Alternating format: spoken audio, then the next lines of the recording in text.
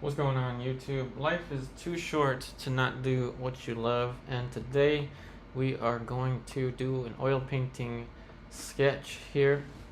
It's going to be a long-term demo, so feel free to take a seat, go grab a lunch, whatever you got to do. On my palette here, I have traditional oil paints. These are not the water mixable. So we got titanium white, cadmium yellow light, yellow ochre, cadmium red, alizarin crimson, raw umber greenish, terra vert, cadmium green, cerulean blue, ultramarine blue, ivory black, lead white. So let's go ahead and get started here. I'm going to work in the method that I was taught a long time ago. The Nelson Shanks Studio and Caminati style start, which emphasizes a loose, bold beginning. And I'm working on a 9x12 cotton canvas panel. I primed it a while ago with a lead primer. So it's got a lead primer on it, which will help the paint stick a little bit more than with cotton, but it doesn't make that big of a difference. For this live stream in particular, it looks like there's an issue with my, or maybe there's an issue with YouTube. YouTube probably didn't expect me here. But my chat is gone.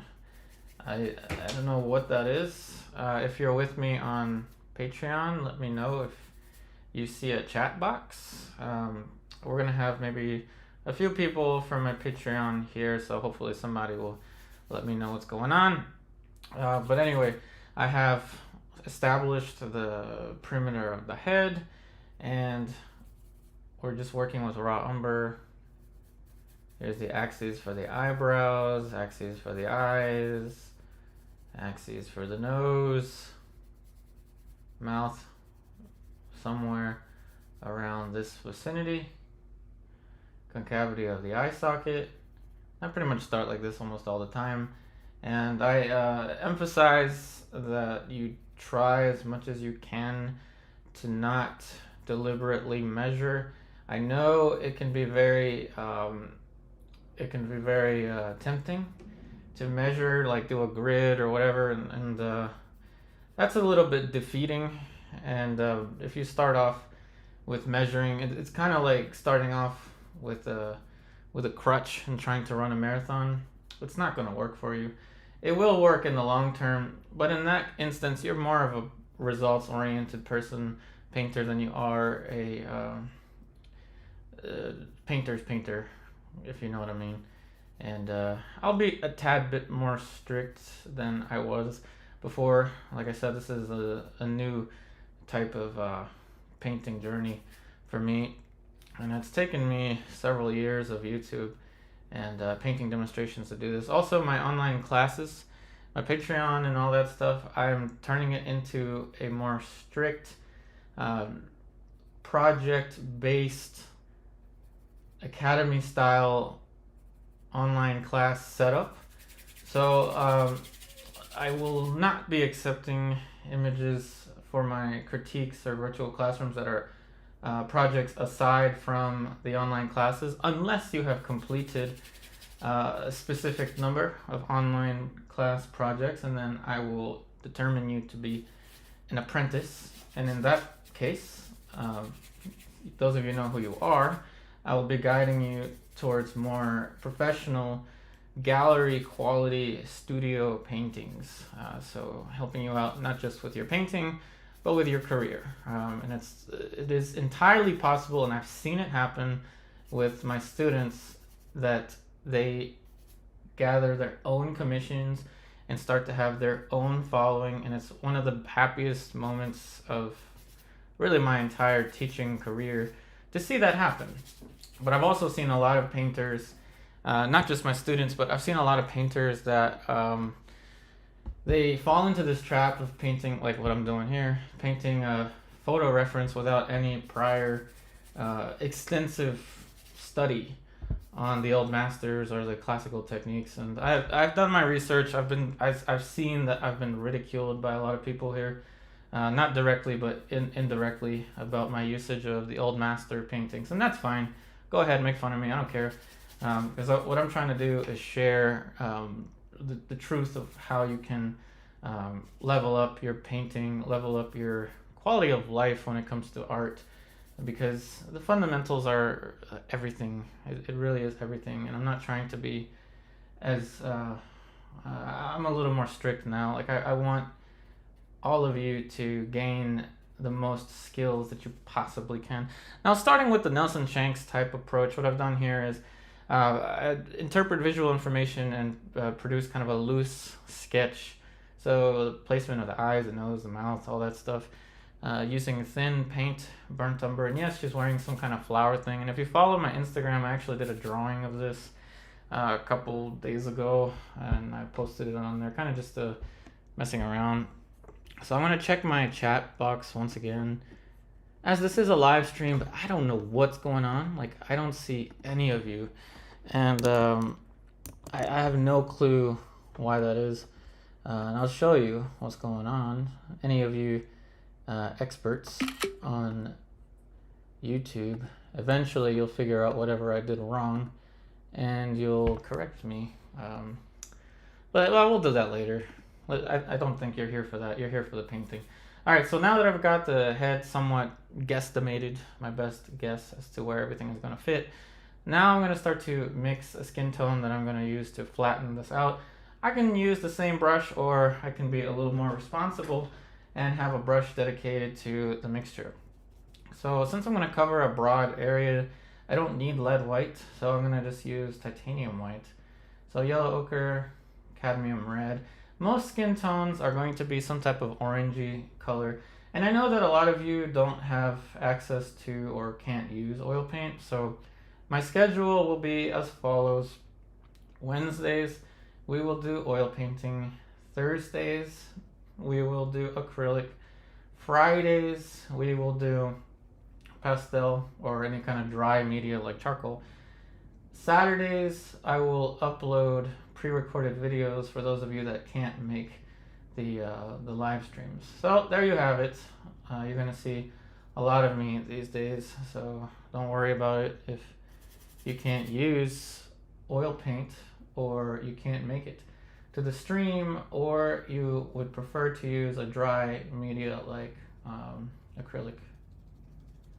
So I like to go across for my skin tones. So red, I'm crossing it with green. And again, I do not recommend you color match.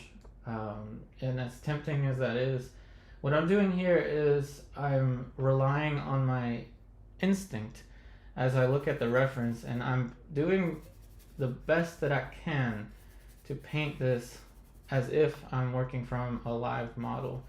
And it seems like it's been a long time since I've been able to work from a live model just because of where I live. And it's difficult for many of you to do that because of where you live, or also financial challenges. So a long time ago when I started doing YouTube, a long time ago when I started doing online classes, I started with the idea that I would show you a way to paint that mimics what I was taught, or what a lot of painters do when they work from a live model. So that means you're going to be further away from the model. So the reason the head is this small is because in perspective, your canvas is actually going to be that size relative to your model in perspective, because things that are farther away will look smaller to you. So it's no mistake that I'm showing you, or I have been showing you painting in this way, and I know it's been ridiculed. I've done enough research for the past couple weeks, and some of you probably already knew it but didn't tell me, and that's okay. I understand the way that these things go, but the important thing here is that if you're working from a live model in a painting session, you want to be able to react. You want to be able to see visual information, interpret it, and create the most free image that you possibly can. Paint with freedom. And that's what Nelson Shanks always preached when he was alive and teaching at in Caminati and even in the Art Students League in the 70s or 80s or something like that. Of course, I wasn't born yet, but a lot of the students of Nelson ended up being the teachers that I had in Caminati, so I was pretty fortunate to have that kind of extensive training when I was younger. And live chat still isn't working, by the way, so if you're sending anything, I haven't seen it, so apologize for that. Anyway, let me just go ahead and start painting. So I'm adding a value into the shadows, and I'm going to be working my way out. Switching brushes here, I'm going to have a light, middle, and a dark. So I'm going to work my way out from the shadows, around the shadows, that is. So that's too yellow. I'm going to add some blue to it. No idea why that silly live chat thing is not working. I can't even see my own message. I sent a hello to everyone and it just doesn't show up on my messenger. It's kind of silly. I think it's because YouTube doesn't expect me here. But you'll see more of me now. What prompted me to do this? I kind of just felt that it was time. Just sitting in this area like a recluse where I have no access to painting live models and things like that. You know, I got into something else. I got into a sport, and long story short, like, it taught me how to deal with failures, what to do when things just don't work out. And like I said, I'm gonna be more real with you, and in the sense that a lot of times painting is seen to be more of a kind of like relaxing thing. And most of you that watch these videos are more dedicated than that. You want more than just a means to relax. You actually want to learn how to do this. So I'm going to show you with more clarity as I go. Now, trying to avoid details is important, but in the extent of a demo, starting to draw the planes out this way is actually a little bit more advantageous, so long as you're aware of the big shapes, where things go relative to one another, all that stuff. Now, I'm not painting with a loaded brush, by the way. I do take some of the paint off with paper towel once in a while. Paper towel is right beneath, just off camera. What you do to one side, you do to the other. You don't want a cyclops effect with your painting.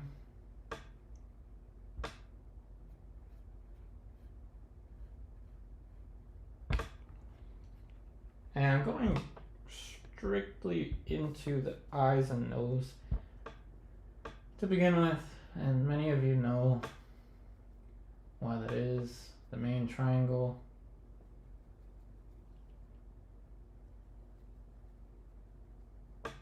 When I get into more subtlety, then I will switch to lead whites.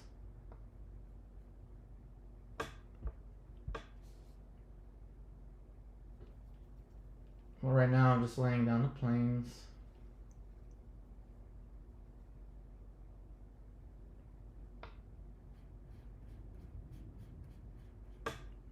Light most facing planes, but still not going to use straight white, not for a while.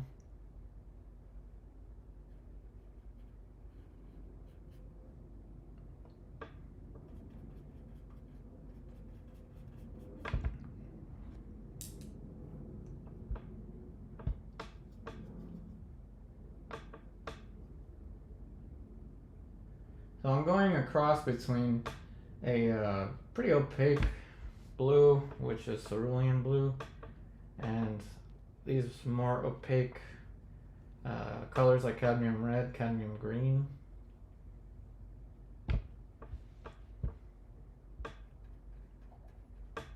Now with ALLA Prima is essentially most of what I do with painting. So none of this is going to be that new to most of you that have been here for a while. And if you're watching the stream live, then you've probably been here for a while. So I am a little more cautious about how thick the paint is. I actually don't want that thick of a paint layer too early on, because what I want is to be able to draw subtlety with these planes.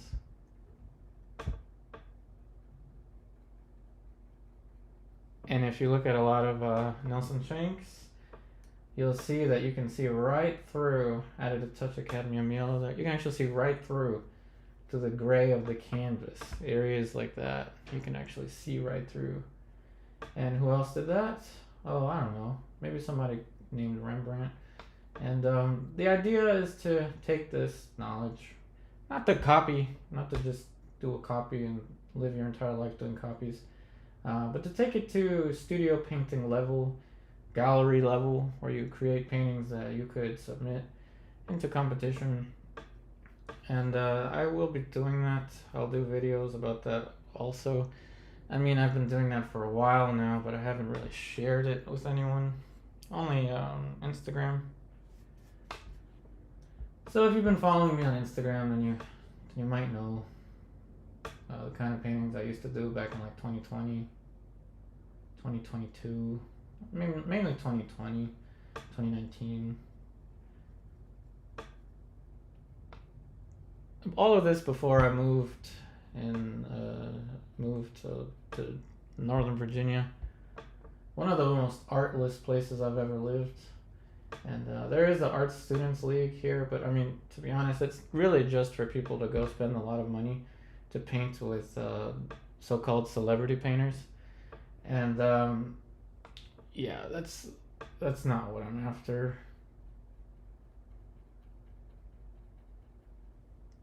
But man, is there good food here in Northern Virginia. I'll tell you. And man, do I regret eating so much food here. Anyway. Okay, so we've got some planes for the eyes. Now, before we get too far, we're going to work our way around.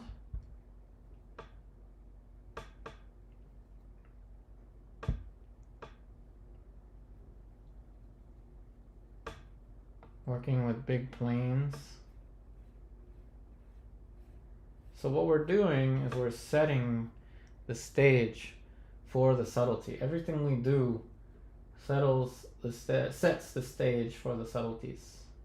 And I know this is boring for a vast number of people, but I have seen a vast number of people are actually interested in learning this kind of stuff. So if you are learning or interested in learning this kind of stuff, give yourself a pat on the back. This is not easy to do.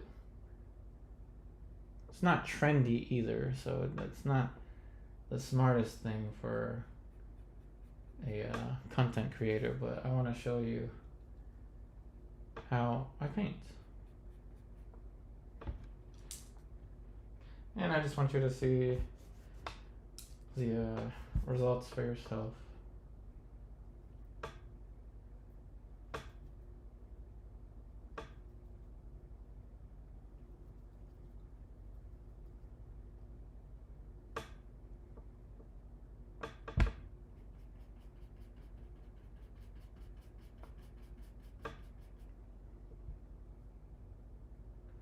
So I'm going across between orange and blue.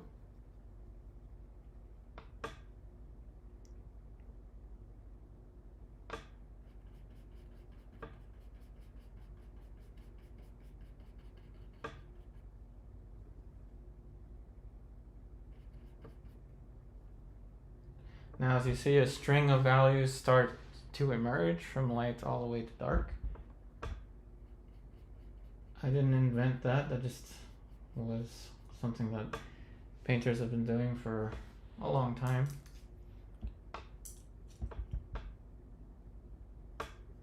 I used to call it a color value web. And comment anyone that remembers the days when I used to call that a color value web, because I've always been into things like spiders, so I would call it a color value web. So anyone that's watching this in the future, if you happen to remember that, go ahead, leave a comment. Because, man, that was a while ago.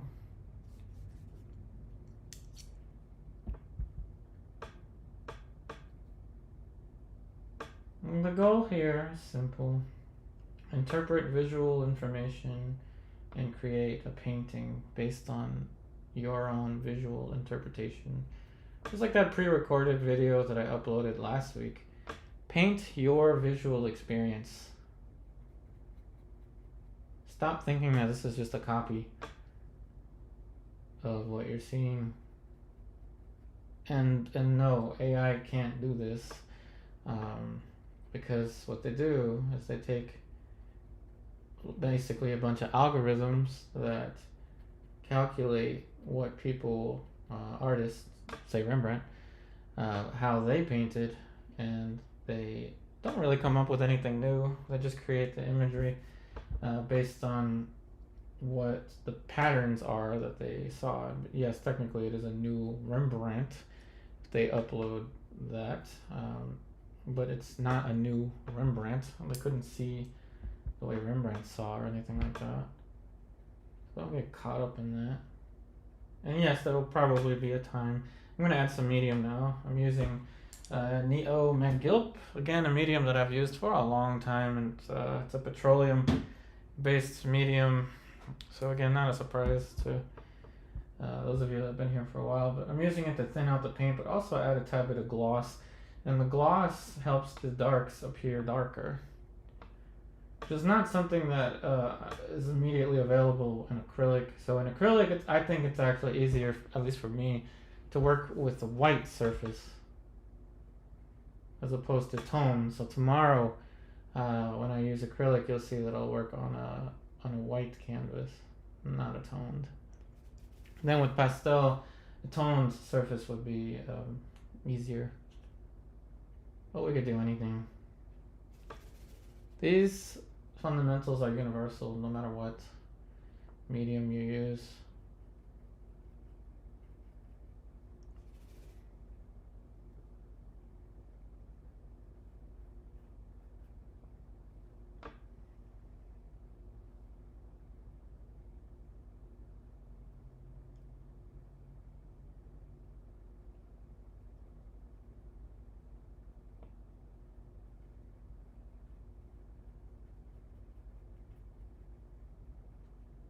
The secret here is less thick paint, but you gotta have just the right consistency. And you can do this with water mixable as well if you don't have access to traditional oil paints. This is not a strictly traditional oil paint only world we live in. This is not the 17th century, but I'm giving you information that has been passed on throughout the centuries. And all of it basically relates to working with shapes of value, shapes of color.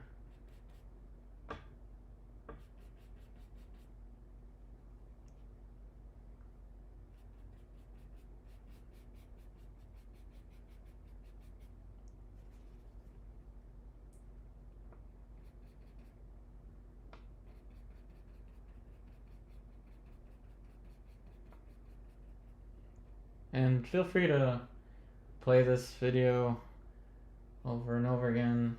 Use it as a sleeping aid. This is a longer format, so I understand if some of you might be falling asleep while you're watching this. This is not the Today Show or whatever.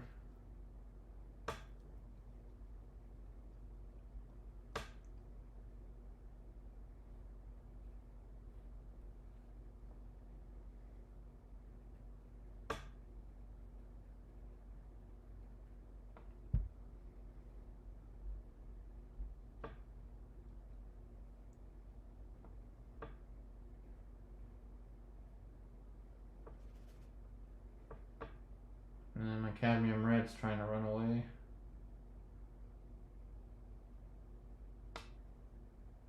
Now we'll move on to the shapes.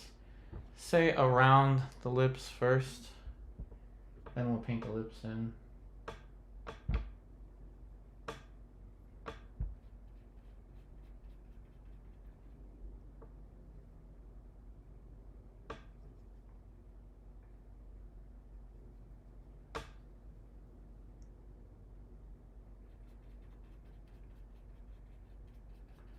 Starting with the bottom plane. The structure around the mouth is called or around the lips, it's called the orbicularis oris. Doesn't matter what it's called. It's a shape that has a specific structure to it.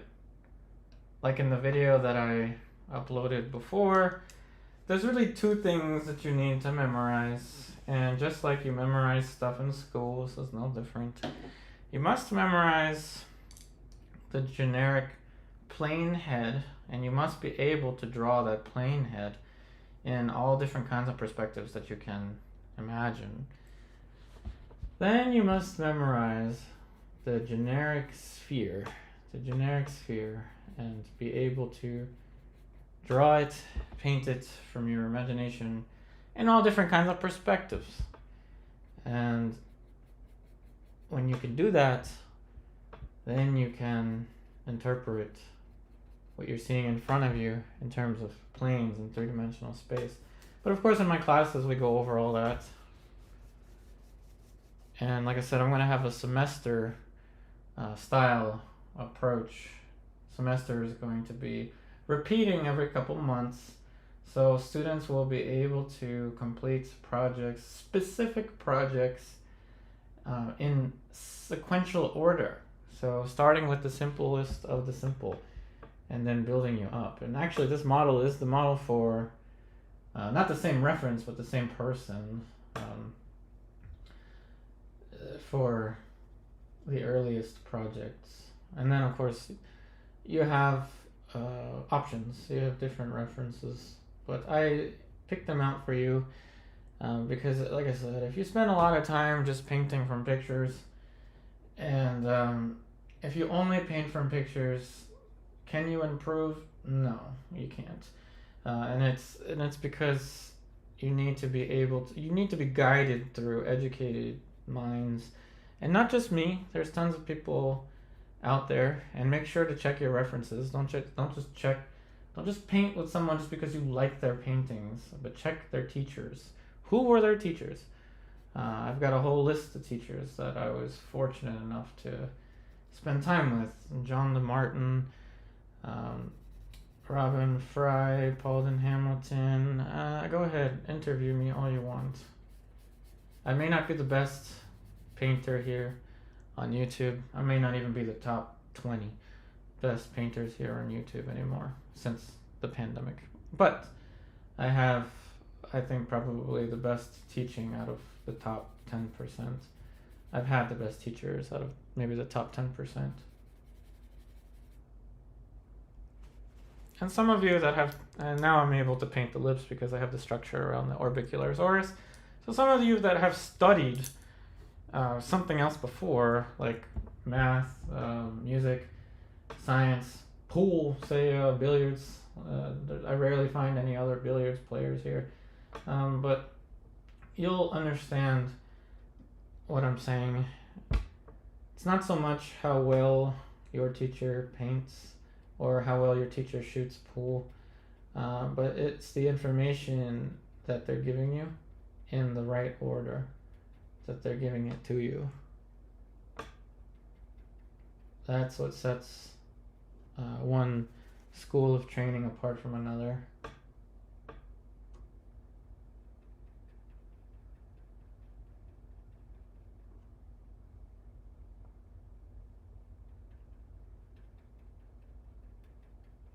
So I put in the dark for the lips, purposefully making the lips quite close to the nose because I know I'm going to have to push the nose up a little bit.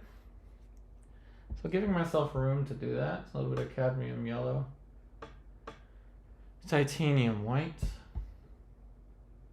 Now we're going to change some color relationships here. I'm going to push a tad bit of cadmium green, so this is going to be kind of a cooler shape to work with in relation to the other shapes.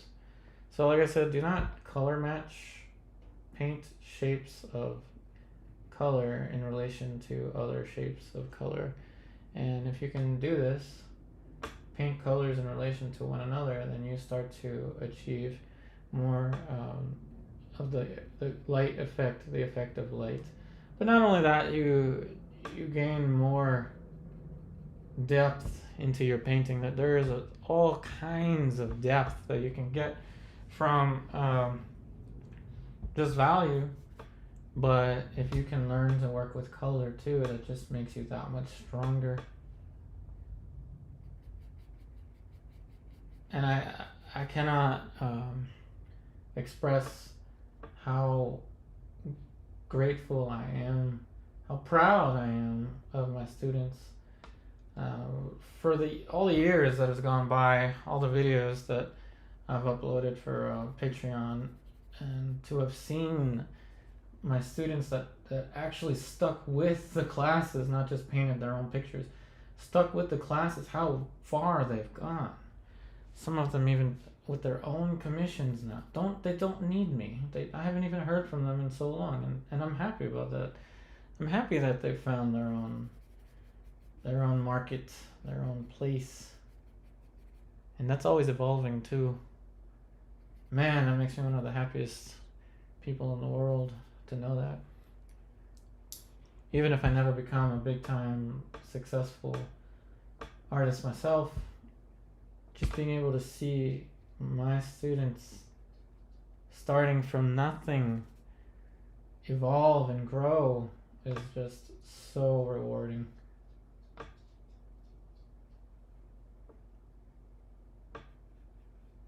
And again, these are just planes of color in relation to one another. Keep your hand as far back as possible. Hard to do when you're doing a live stream, but keep your arm an arm's length away and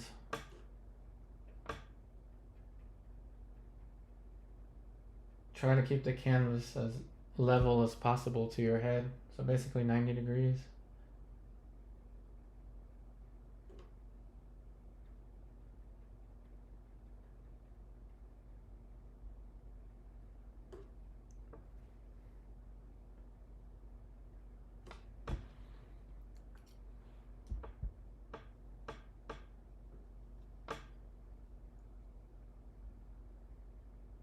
Now you have to choose as a demonstrator. Suppose you're watching this and you're already an advanced painter, or you're one of my students that's already done all of the projects and you're going to be doing your own demonstrations soon. And I tell you this all the time, but you need to choose your vignette or your composition, how you crop what it is you're painting. As this is a head study, it's nothing new. You've seen things like this all the time, but what I'm going to do is I'm going to plan maybe like a little string, a main triangle of value across the canvas so that it creates a vignette for this. A vignette is what you leave unfinished to complement the things that are more finished. It's a little bit of creative editing. Leaving things up for interpretation is important, but it's also important to, again, attack this with a plan.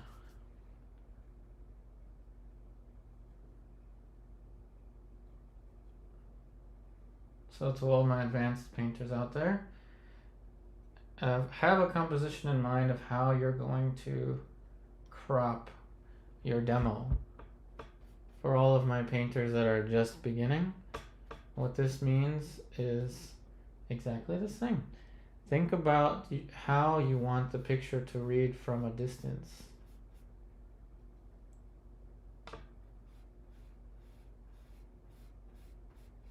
So that's why I'm going in with the dark specifically here. And every time I add something this dark, I'm usually going to use some Neo McGilp because it adds more gloss, and the more gloss that I add, it helps with the painting to look a little bit darker. Try as much as you can to paint adjacent shape to adjacent shape. Don't just copy.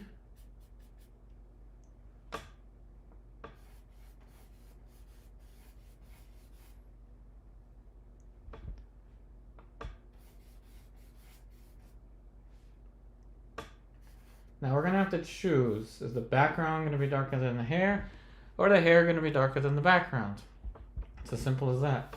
If we make them the same value, but change the color, that works too, but it's got less impact that way. So what do? We have to edit from what we're looking at. And by edit, I mean we need to paint it differently than what we see, using our knowledge of form, value, composition.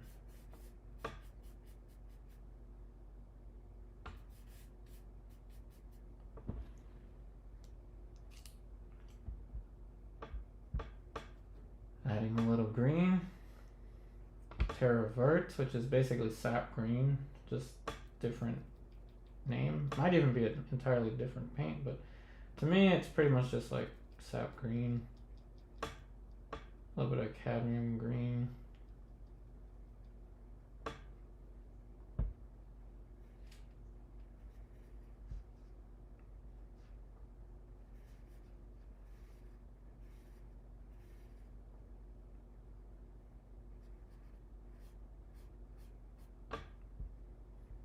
Okay, now with the same brush, again, I'm gonna edit what I'm looking at, and I know I remember when I took this picture a long time ago that there was a greenish backdrop, and I know that because I have the same darn backdrop behind here.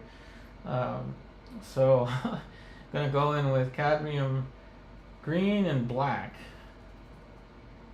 cadmium green and ivory black. I'm gonna add a little bit of Neo McGilp. Let me check the stream status real quick. And thank you for those of you that added a like. I have no clue why the chat box isn't working. I sent a question mark. I don't see a darn thing. Nothing. I don't see a thing on my chat. And YouTube, get your act together. Like, what is going on with YouTube? I still exist, man. I still exist. Cadmium green, cadmium yellow. You haven't seen the last of me, YouTube. Won't go down without a fight. Paint adjacent shape to adjacent shape. This is incredibly important when you're working from life.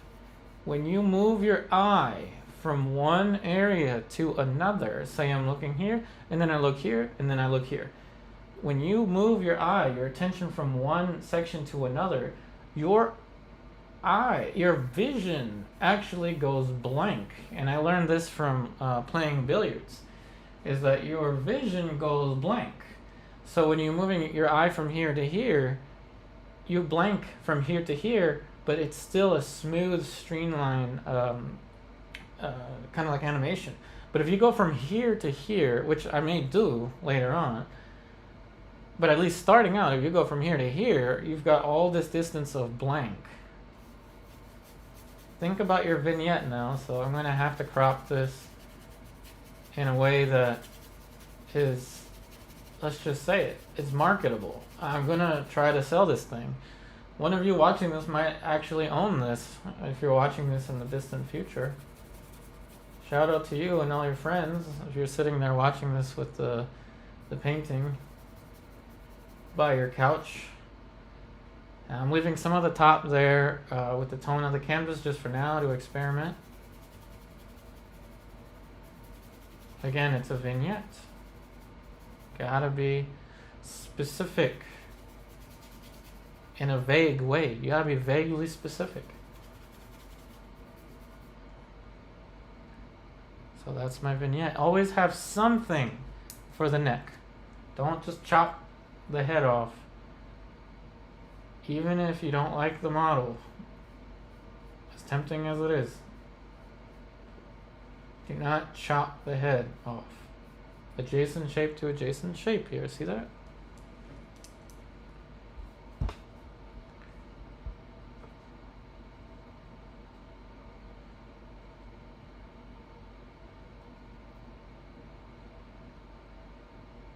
The shadow of the light in relation to, or the color of the light, not the shadow of the light. But yes, it's a shadow in the light, of the light. The light itself has a shadow by definition.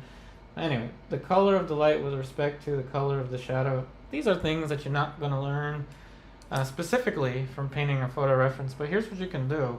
And this is what I've shown in my online classes, what you'll learn in your first semester of my semester system with the online classes is you paint shape of color in relation to shape of color, and this prepares you to working from life. In fact, I think it's project number 7 or something like that where you do work from life, and that is you work from a mirror.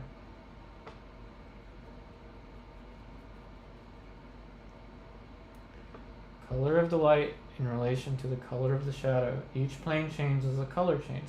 You must paint the color changes in relation to one another. So if you see the same color here, here, here, here, here, here, if the shadows are all the same color, what are you doing? You're not painting color relationships, you're painting color theory. And that's no good. Not if you're trying to represent nature. Nature doesn't care about your theories. Nature is all about the visual experience. We're not just human photocopiers.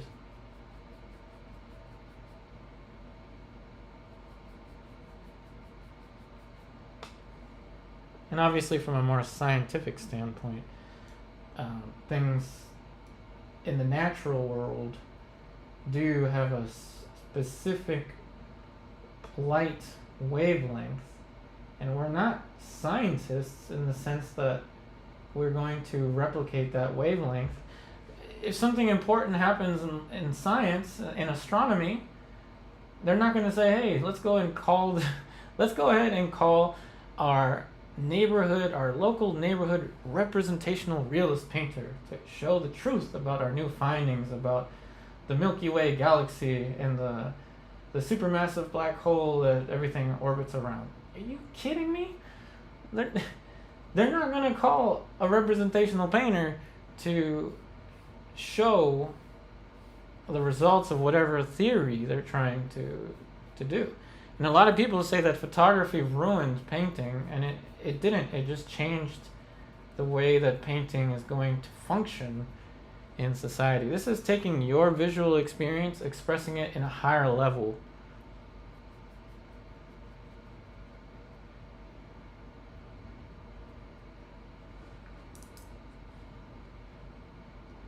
So level up.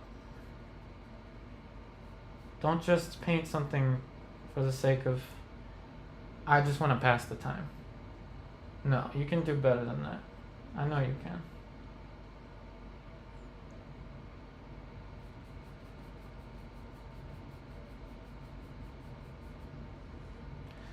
Painting adjacent shape to adjacent shape. It works just the same right to left, or left to right, left to right as right to left. Do I even know left from right? I don't know. Some of you will claim I don't. But that's okay.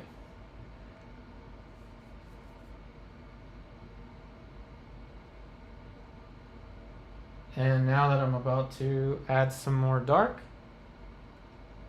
no, I'm not necessarily going to just go and add medium to it. I probably tricked you right there. And try the best that you can.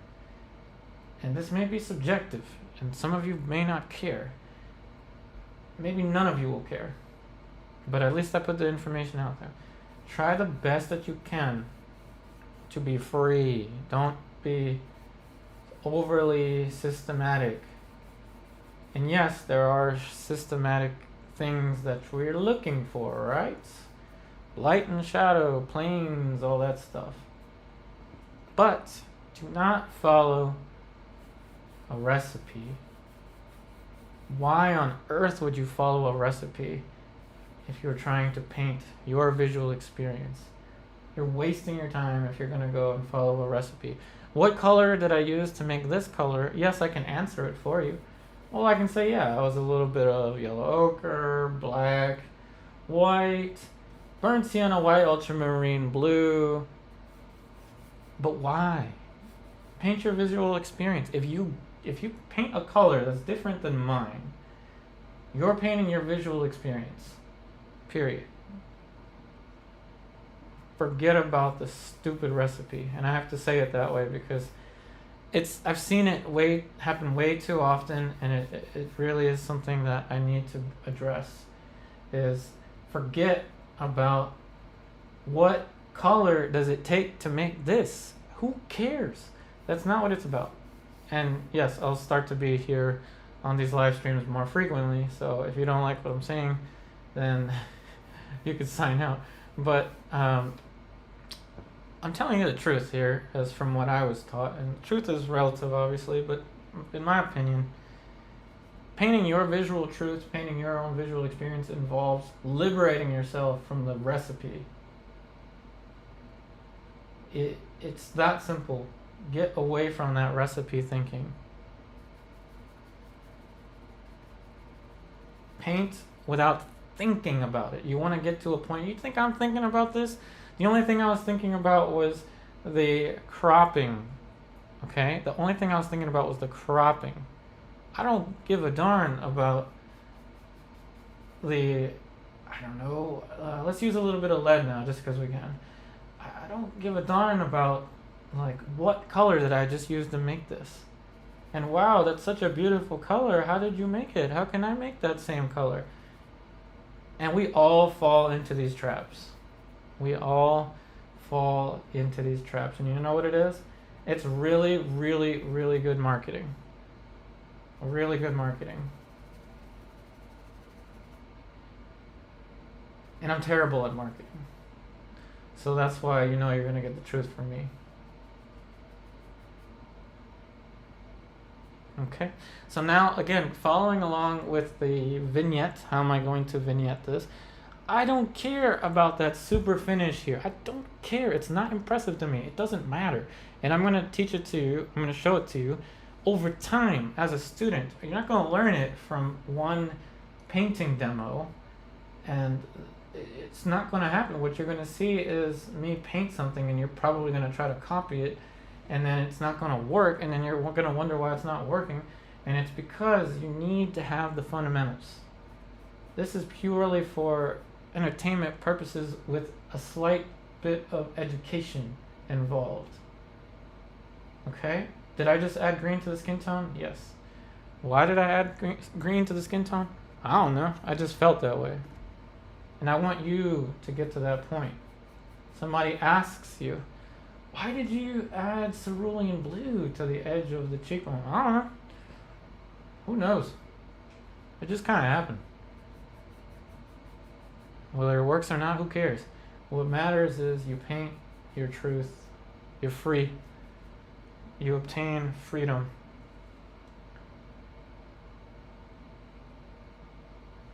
Why did you add a little bit of light to that value? I don't know. Just kind of felt like it. But obviously there's a lot of teaching involved in curving forms like this. Watch this. See this? Look. Look, look, look, look, look, look, look. I'm curving the edge of the face. Now, wow, how does that look three-dimensional? Is it magic? No. These are fundamentals, values, plane changes. Alla prima painting is no different from anything else. The only difference is you're painting with color first as opposed to drawing. And like I said, most of the stuff that I've done here on YouTube, even the very first video that I made, was all done in alla prima. Alla what? Alla prima means painting wet on wet. That's it. It doesn't mean anything else. Alla prima, yes, translates to at first. Let me tell you what, at first, who cares? But what matters is the light and shadow. And I know my tone of voice is different than what you're used to. But I'm going to tell you something. I'm not a robot. I do have feelings. And I do want the best for you, the viewer. I want you to, if you get anything out of this, I want you to understand that you can get to a point in painting, and I've seen it happen with my students, where you achieve freedom. You're free. You can paint whatever you want. You paint your soul, you put your soul into it. The way you choose to edit things, the way you describe it to people, through artistic, creative freedom. That's what I want for you. And all these demos are going to be just about that.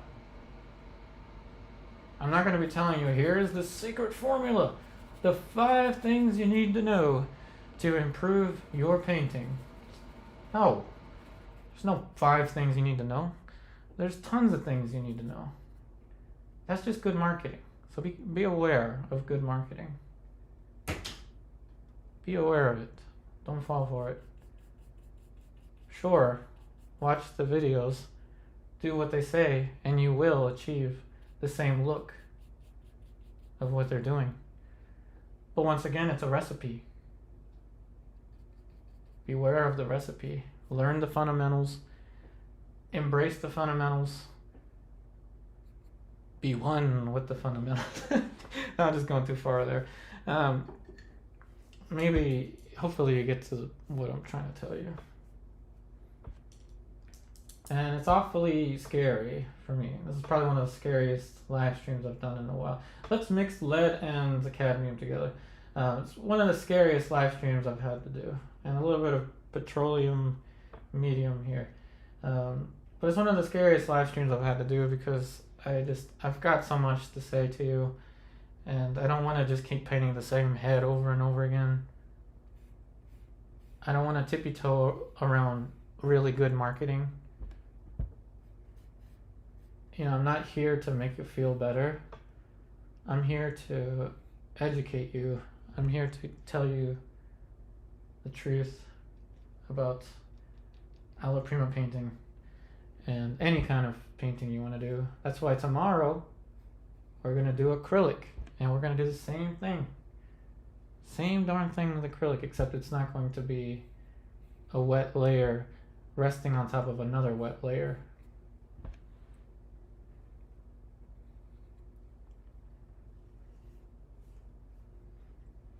Still nothing on my chat box, but I appreciate you, those of you that are watching this live. A little bit of titanium white.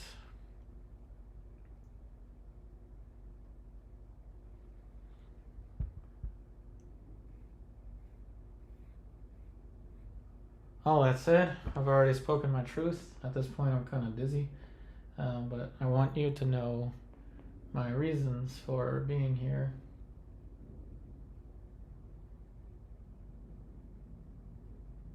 And I hope that you will welcome me here again in the future. And the way that you can welcome me is to write a comment, leave a like. If you want to subscribe to the YouTube channel, that's great. If you don't want to, that's all right.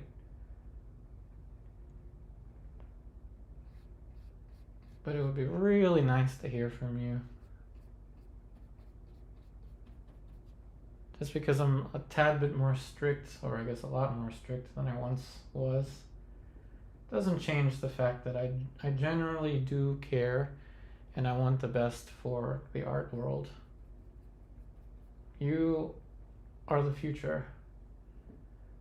You are everything that I want to impact in this world of art.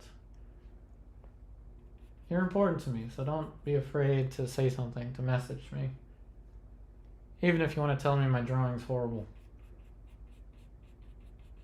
And it could be. Let's add some yellow just to change the color up a little bit.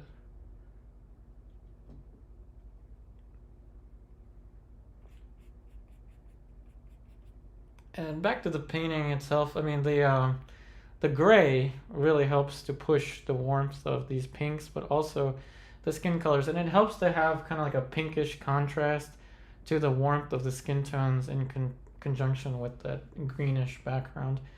I didn't really think of that as I did it. I just kind of did. It just kind of happened. But it always kind of helps to have some kind of contrast.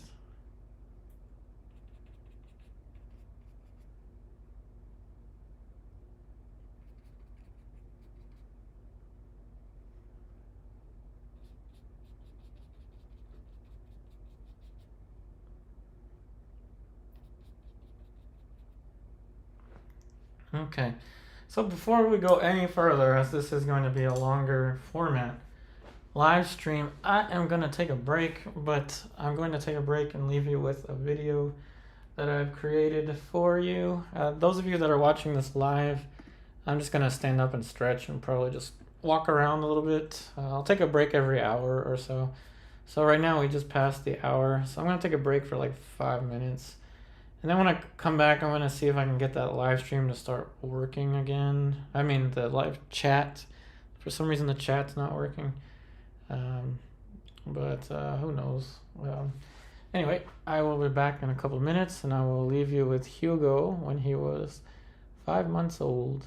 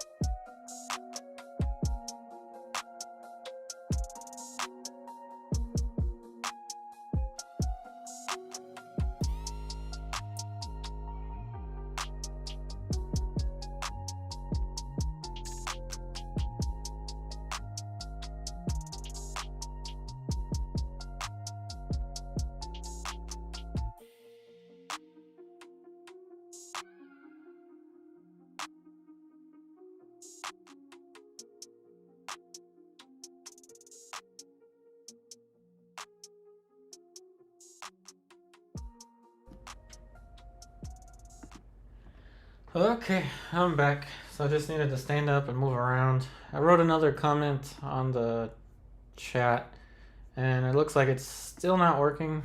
Apologize for those of you that left. In case you thought that I was never going to come back, I have returned. Now what we're going to do is get into the subtleties of the face. And it looks like my microphone is still working, so that's good, that's good. Okay, let's change gears a little bit. Now what I'm going to do is I'm going to switch to one place at a time, but still I'm going to work adjacent shape to adjacent shape. But the only difference now is we're going to start to add more subtlety. I'm going to incorporate a fourth brush, and this brush is going to be for the white of the eyes, the sclera, which is going to be a different local color.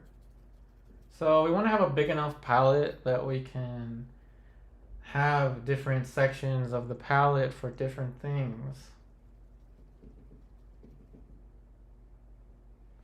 So a little bit of ultramarine blue, white, mix it in with the skin tones.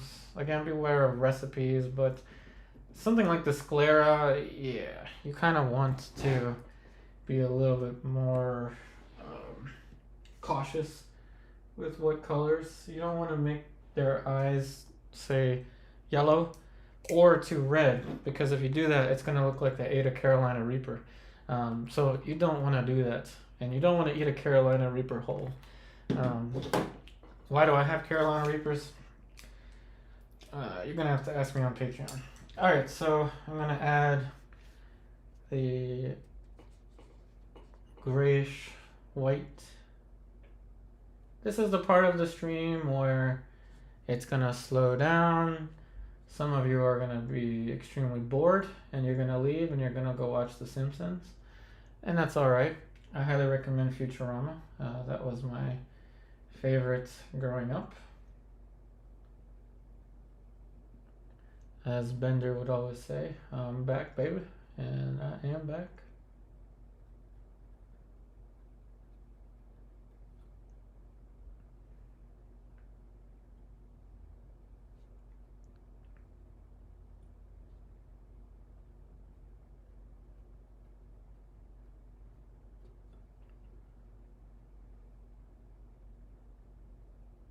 So a little bit of skin tone into the grayish color for the sclera, just because it just kind of works, but feel free to experiment. Other things that could work are green, violet, anything that's away from the kind of worm spectrum. I'm going to experiment by not using an expensive brush. Why am I going to do that? I don't really know. I just kind of feel like it. And I'm going to just use a cheap acrylic brush. I shouldn't though, because I need acrylic brushes for tomorrow. Whatever. I'm just going to... Here, let's use an acrylic brush that I already used for oil paint. So I'm going to be doing streams Wednesday, Thursday, Friday, but I'm also going to upload pre-recorded videos occasionally on Saturdays, and I already filmed one. That's why this brush already has paint on it.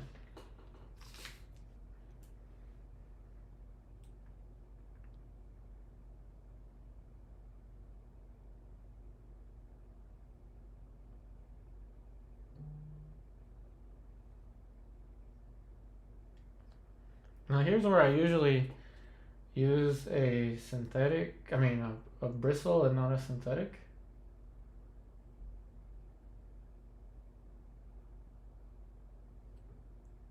But I don't care, I'm just trying something. Now this starts to pick up some more of a reddish color.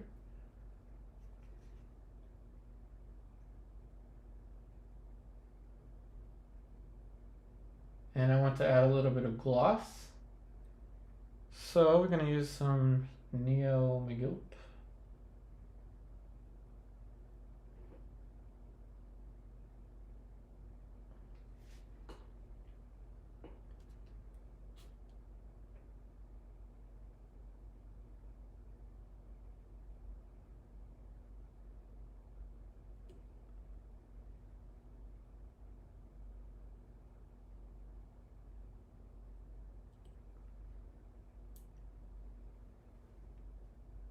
Okay, so now we're going to add, and you won't see it, and I'm going to have to be a little cautious about what you can't see, because what's the point of painting it if you can't see it? But I'm going to add a smaller shape of red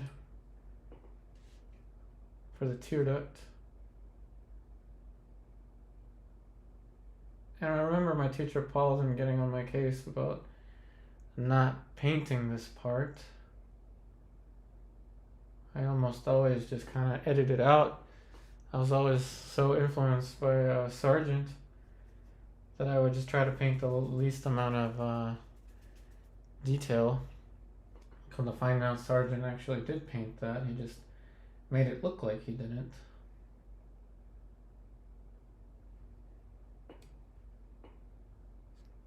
And the pre-recorded video that you'll see coming up soon on Saturday is actually going to be inspired but not a replica of a type of sergeant painting. And I won't even use a sergeant reference either, but you'll see.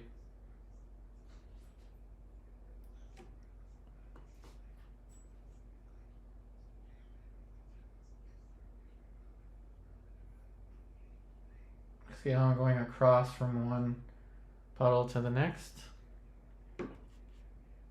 Mainly for the value.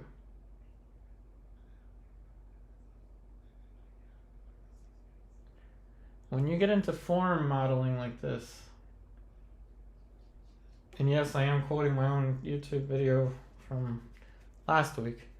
When you get into this stage, as long as you have memorized the plane head, then it will be easier for you to adjust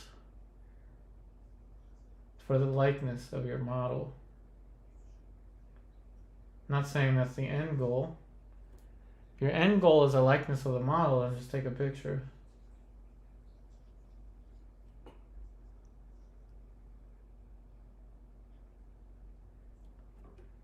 Remember the astronomer quote.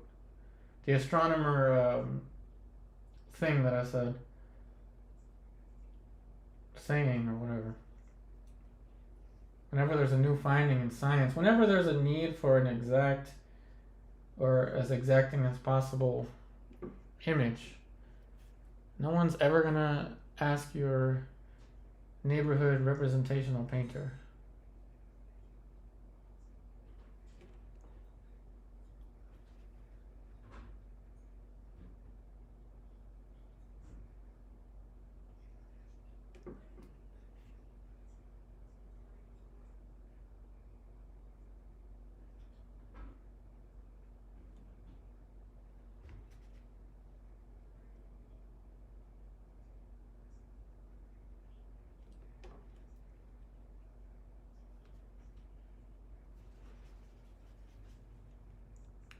Like I said, this is where it starts to slow down.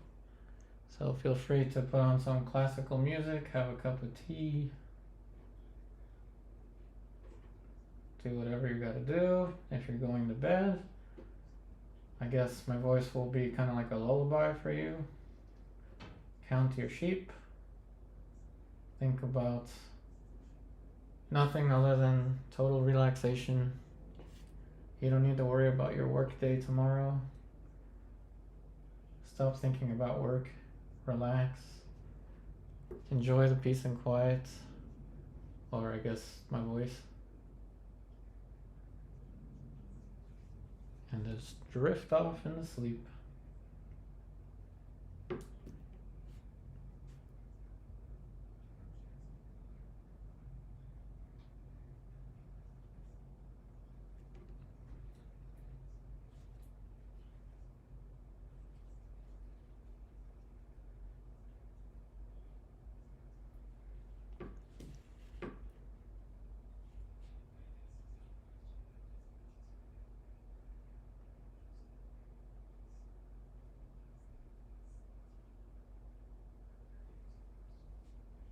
But for real, I have no clue why the live chat is not working.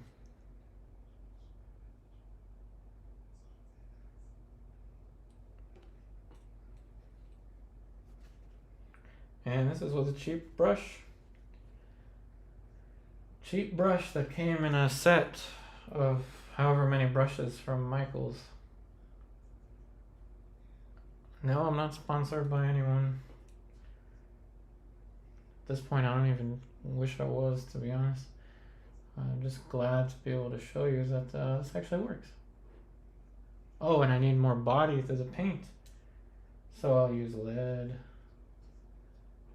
Those of you that have access to lead whites, what it does is it adds more thickness to the paint, but it doesn't raise the value that much, which allows you to add more subtlety, nuance to your values.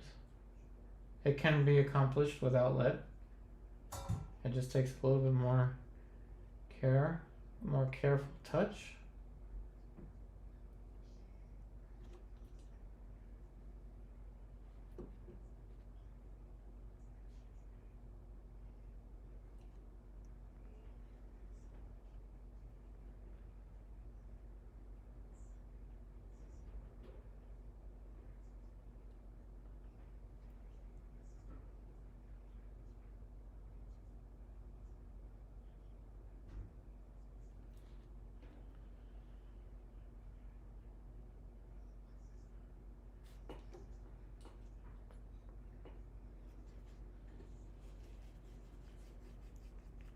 So this is where all the refinement starts to happen.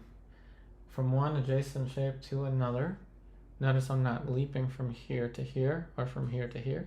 Though at some point I probably will.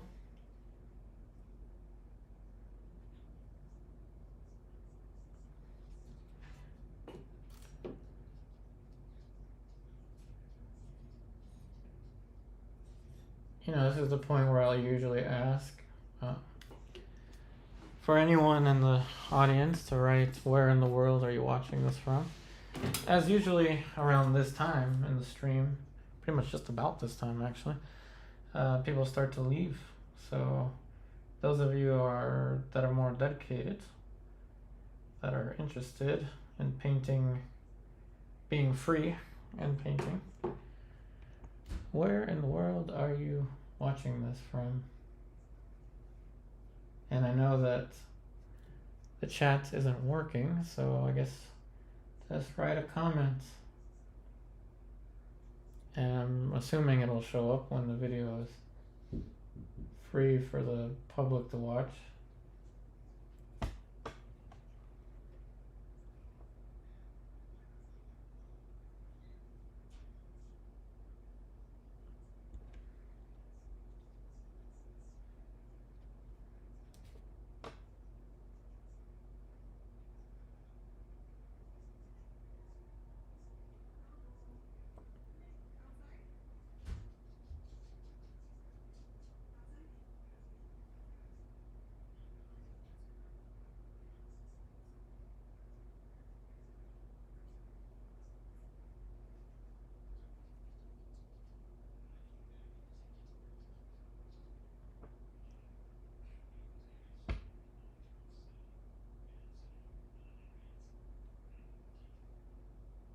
Also in the comments, feel free to tell me if this time works for you or not.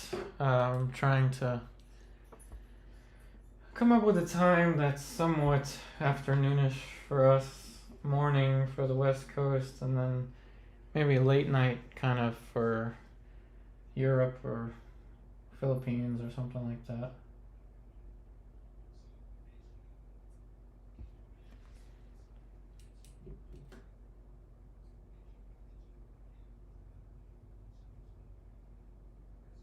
Either way, I don't think I can change the time anyway. So I've kind of already set the videos for YouTube.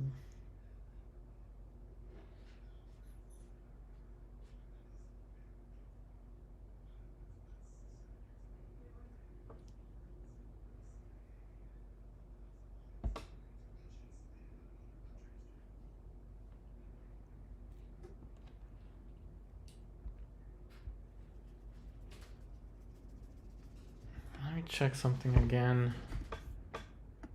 Now that we've got almost nobody watching this live, I don't know what on earth is going on with the chat box.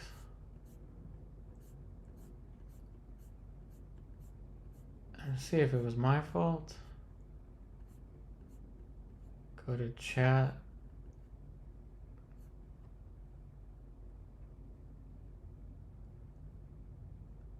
I don't know.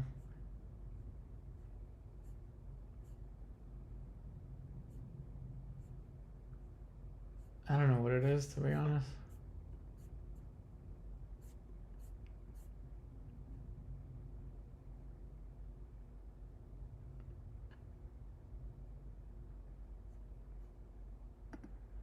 I don't know what it is. I'll just keep painting. Sorry about that. Hopefully tomorrow the chat box will work.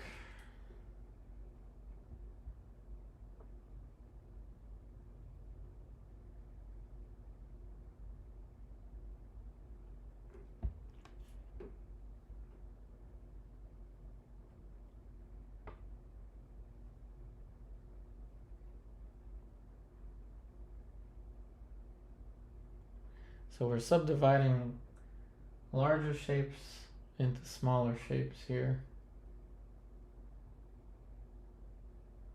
That's all we're doing. But what's even more important about that is understanding your basic plane head, how this deviates from that.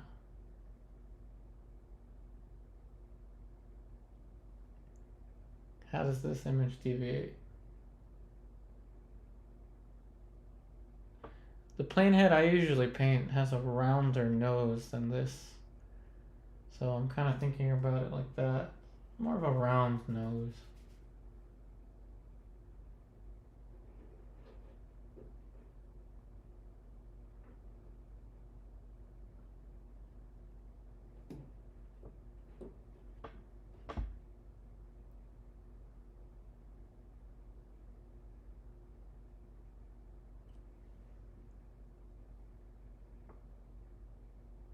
So this part of the stream is for you more dedicated viewers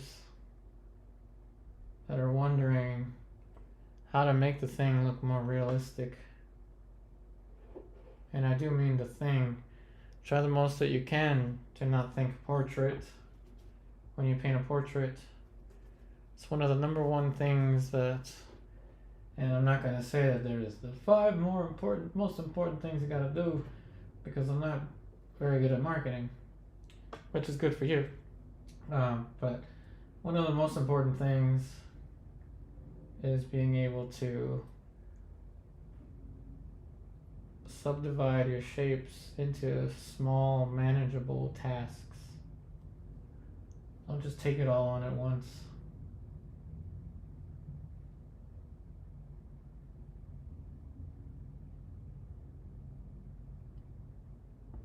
And I added alizarin, though it doesn't show on the camera, to the red of the nose.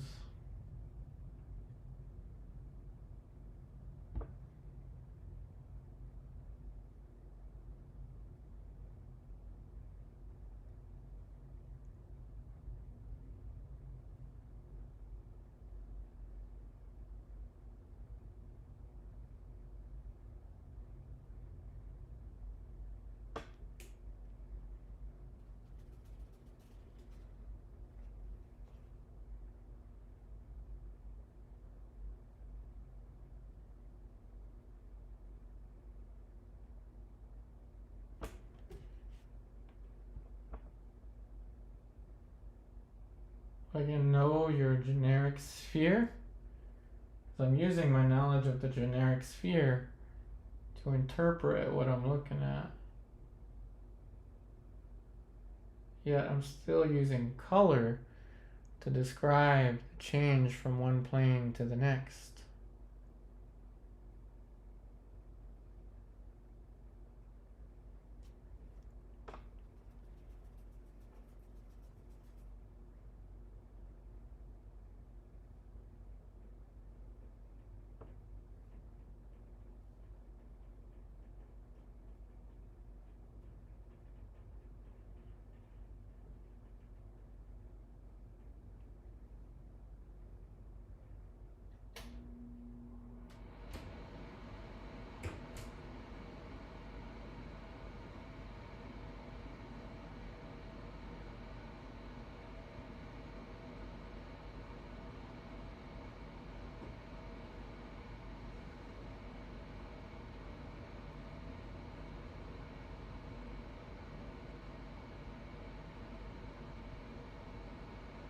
Now we're looking for the completion of the form for each area. This is Again, knowing your knowledge of the generic plane head and the generic sphere and how to rotate them in space. If that sounds complicated to you, again, I've got information about that in my online classes. However, I can explain it to you as I paint. Meaning, when it comes to the generic sphere, every plane that is closer to parallel to the light becomes darker than those that are closer to perpendicular.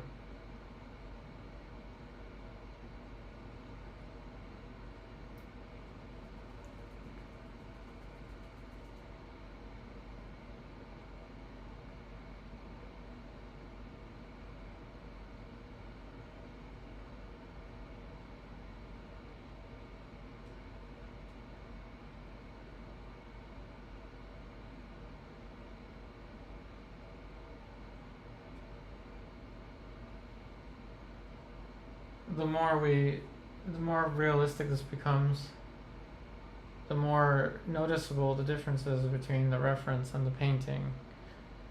So obviously I'm not trying to recreate the photograph, but whatever decisions I make in how I edit it, all of it is down to my own personality, really. And the same thing will happen with you. But yeah, smaller brush now. Moving around the planes, trying to find any kind of little drawing things as well that I can change.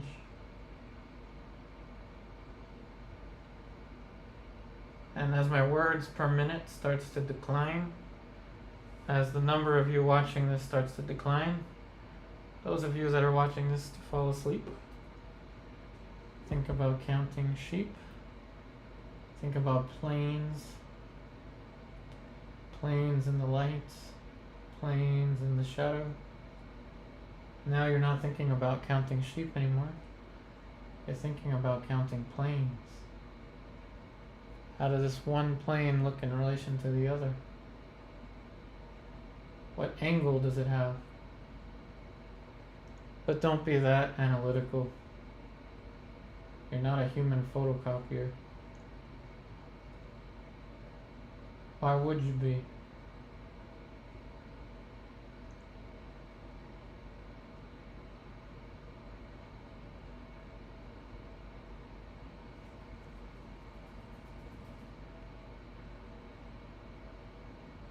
The lead white also adds more thickness into the paint.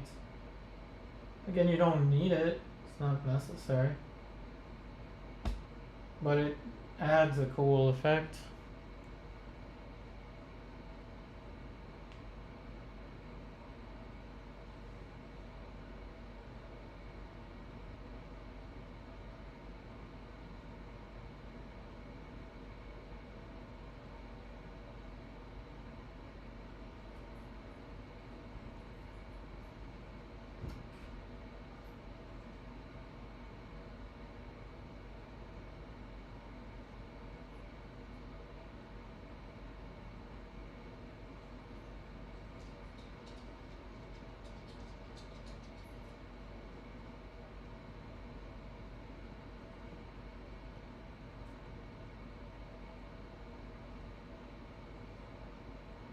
Now, in an ALLA PRIMA painting like this,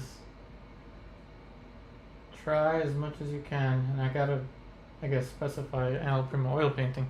Try as much as you can to let the background, the tone of the background, do as much work as possible. It'll just make the whole process a little bit easier to manage.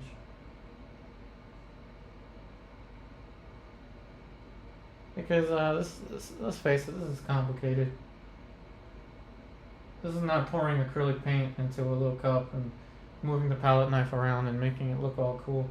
This requires drawing. This requires patience. More than 20 minutes of painting at a time kind of patience. More than 30 minutes at a time kind of patience. But this requires real patience.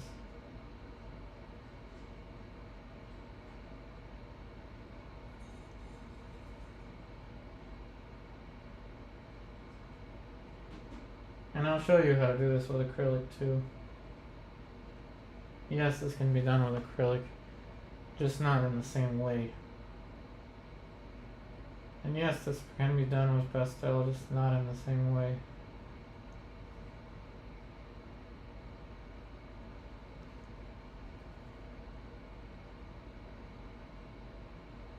Those of you still watching, I wish I could shake your hand.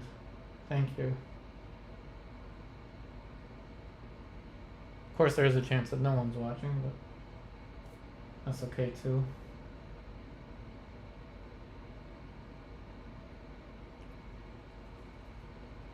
All I want is to make this information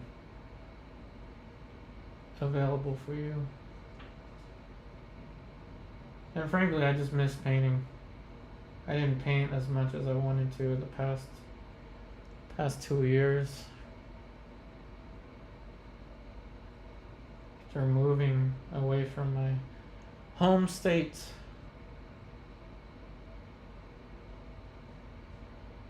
Using that as an excuse is getting old.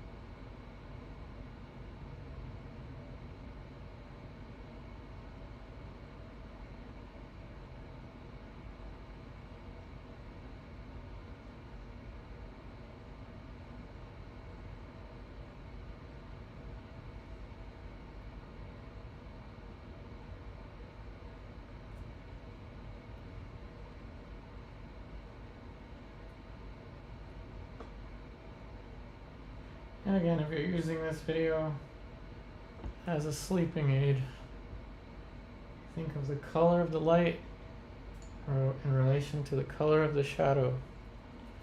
Think of these things, repeat them in your head as you drift off into sleep.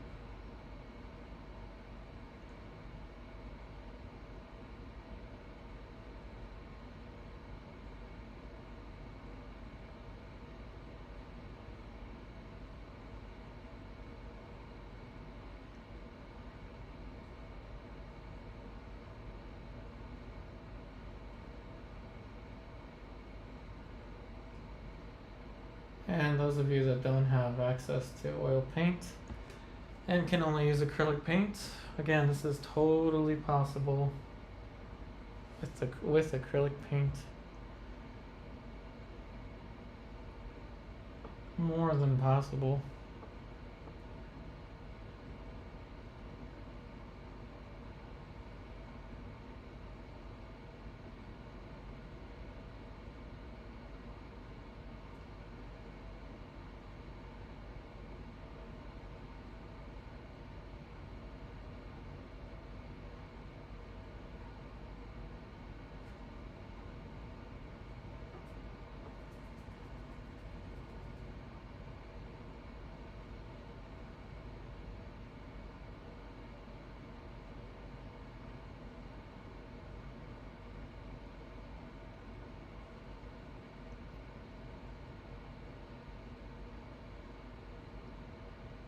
titanium white, lead white.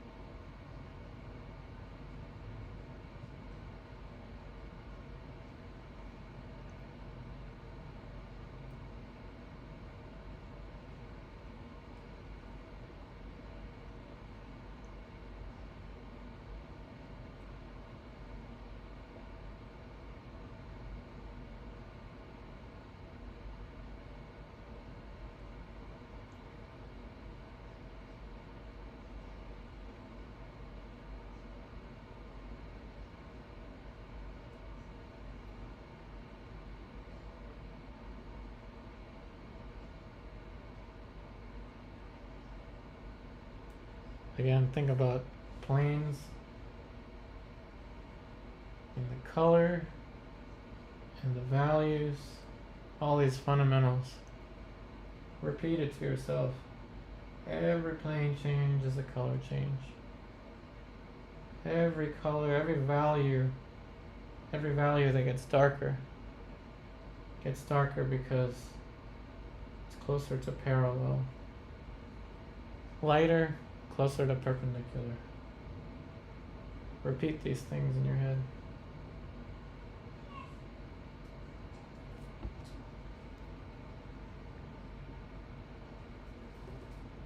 Paint your visual truth.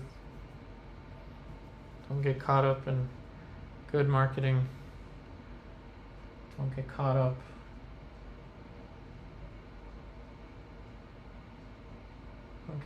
in yourself either. Try as much as you can to just be free when you paint. Even as a beginner, focus on the task at hand.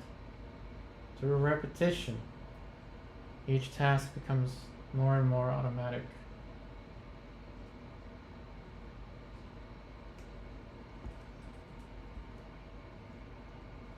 I know you can do it. The fact that you might still be watching this live just proves it. It proves that you can do it. You have the patience. You have the patience to get through this video, even though my chat box isn't working. I know that you have the patience to do this.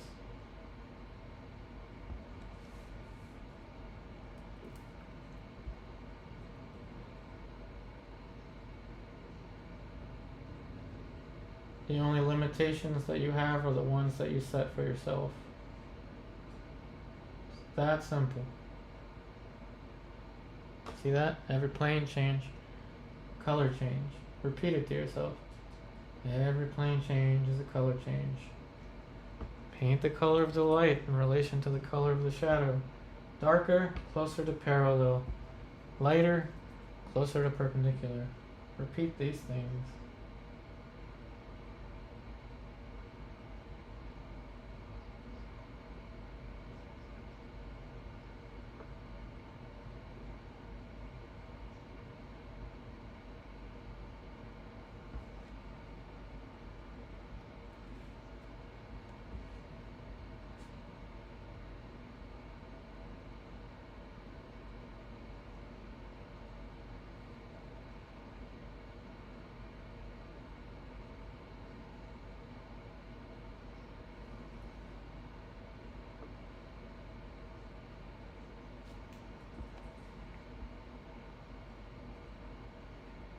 move from here to here.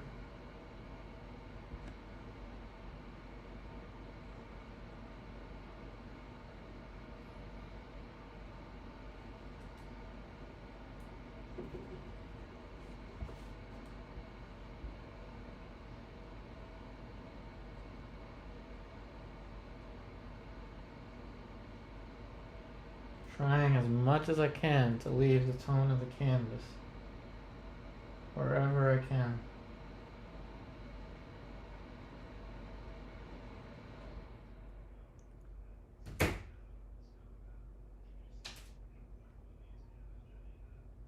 As they say, from a broom to a needle, this is now our needle. From a broom to a needle means from a huge brush to a small brush.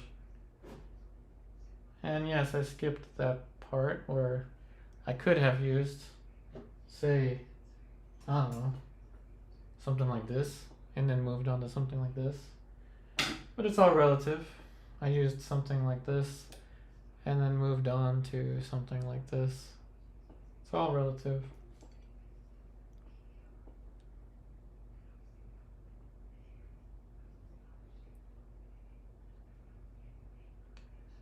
Color of the light in relation to color of the shadow. Every plane change is a color change.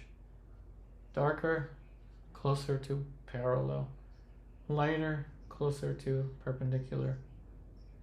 And between every plane change, there is a difference between the generic plane head and the model that you're looking at. Think about these things and not how can I copy what I'm looking at.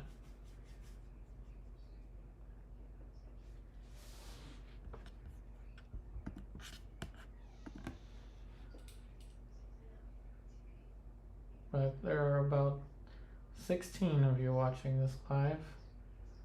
I am very grateful to all 16 of you.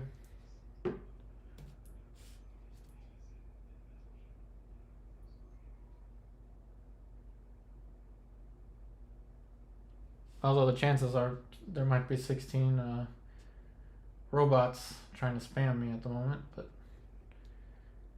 we'll see.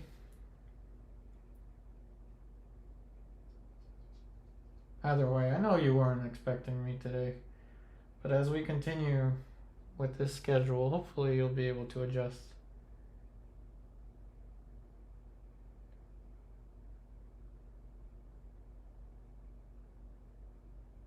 And I hope that one day you'll be able to play this stream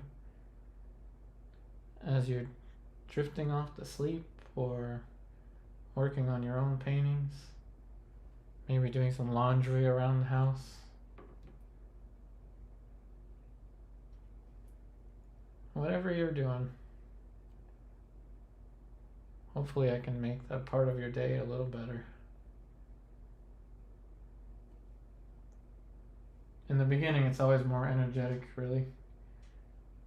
Painting your truth and don't get caught up in the marketing and being as free as possible. But at this stage, it changes. You see, you pretty much go through all the emotions in a painting. In the beginning, there's a lot of hope, energy, and then as things start to slow down, things require more discipline, focus, determination. As we start to make mistakes and become overwhelmed, we might even get angry.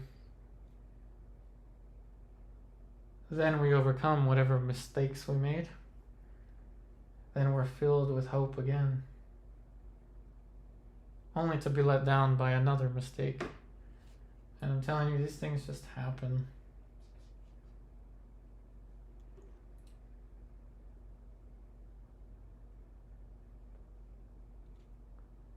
Just know that we all go through it.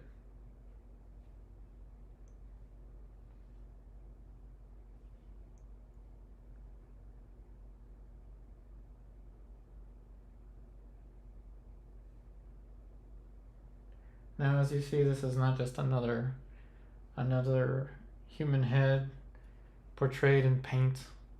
This is a visual experience, an auditory experience for you too.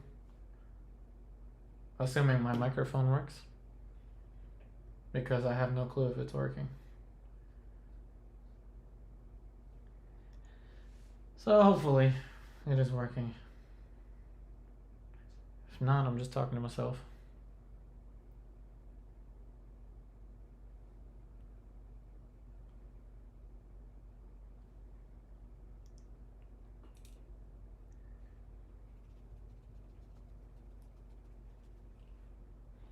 Now we're 15 minutes away from the 2-hour mark.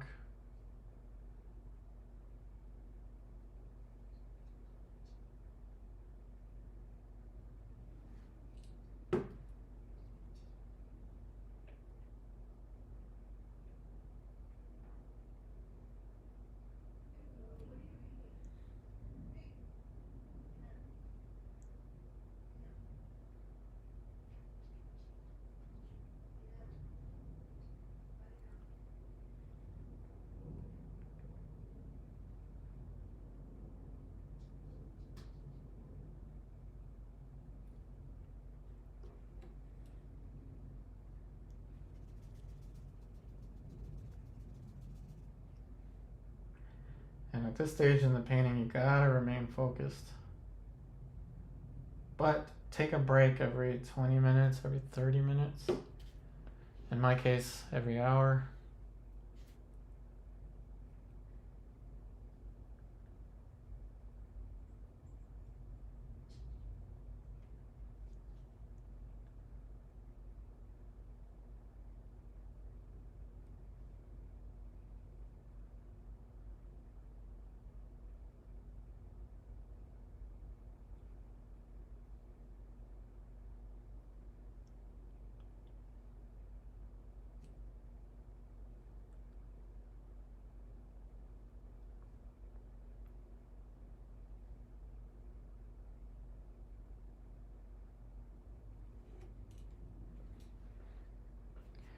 For the ALLA PRIMA technique, again, it's no different from anything else. Think about the plane changes as you layer, and that's it. It's just wet paint onto wet paint.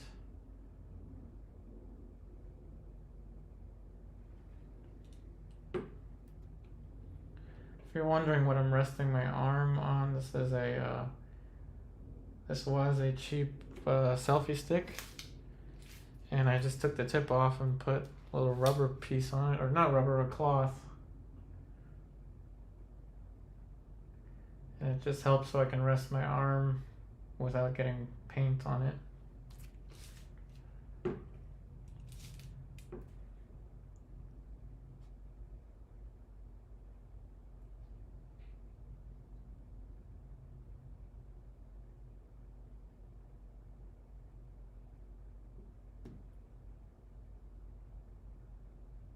You know what's kind of funny is just as everything is about to go well, something happens. In my case, I've planned this live stream and I wanted it to be this big thing for you as I continue to do more throughout the weeks, and then my audio, hopefully it's working, but my chat doesn't work. And I wouldn't be surprised if my audio wasn't working either.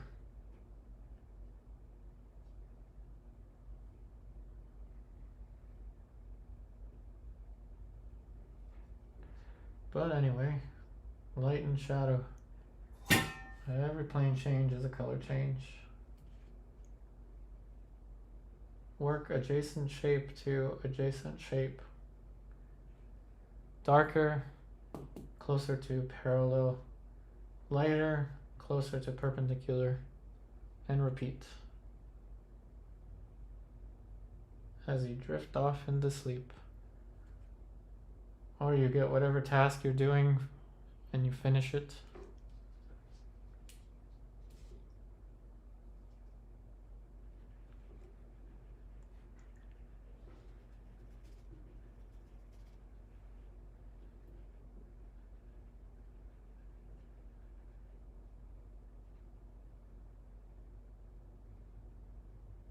My cadmium red's been trying to run away for a while now.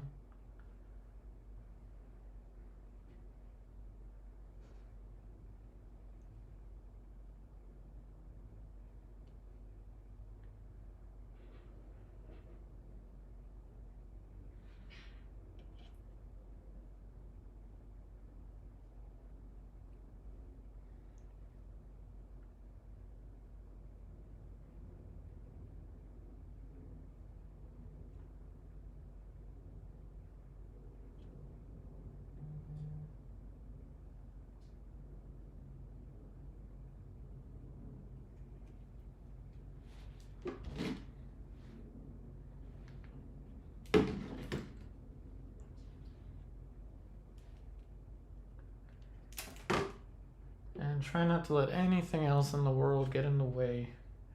Remember what I said, life is too short to not do what you love. Remember that.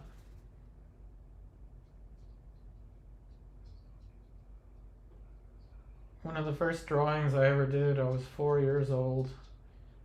My mom saved it for me. She didn't know that I was going to grow up to be a painter. She probably wishes that I didn't, but I know she's happy now.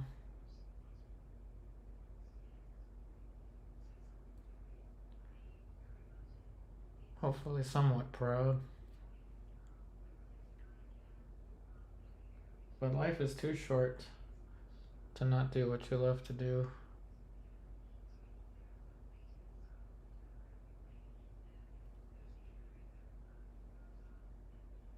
If you're fortunate to start at a young age, don't give up, no matter what. If you're fortunate to start at a later age, use all the knowledge that you have obtained throughout the years and apply it to something new, painting. You'll find that the same study methods, the same learning methods that you used for your career, you'll be able to apply to painting.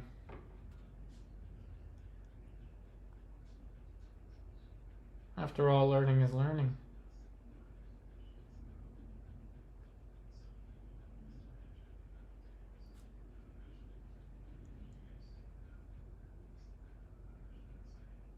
Brain cells are brain cells. Neuroplasticity is neuroplasticity. You open up new pathways, new patterns in your brain through repetition, careful study, time.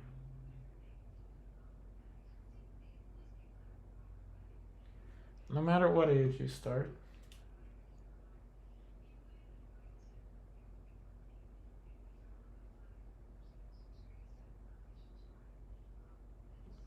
it's never too late to pick up a paintbrush.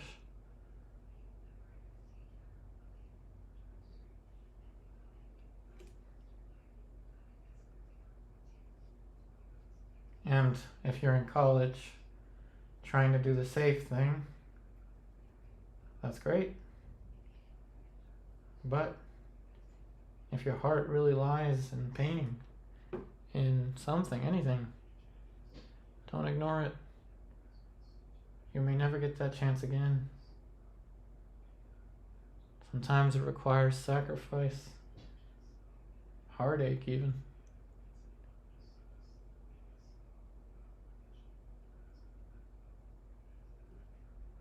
Sometimes it's misery.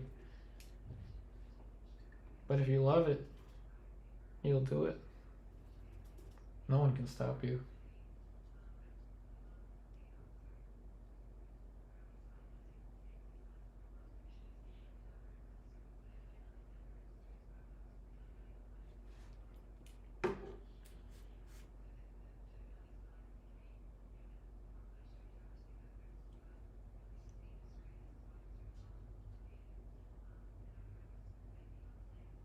Remember, every plane change is a color change.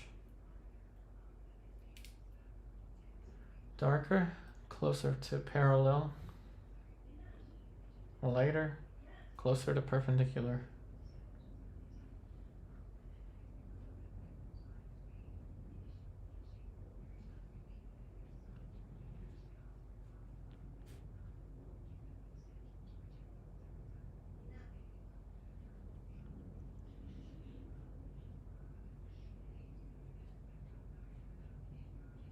Now for careful control, so value ranges like that, I'll use the lead white.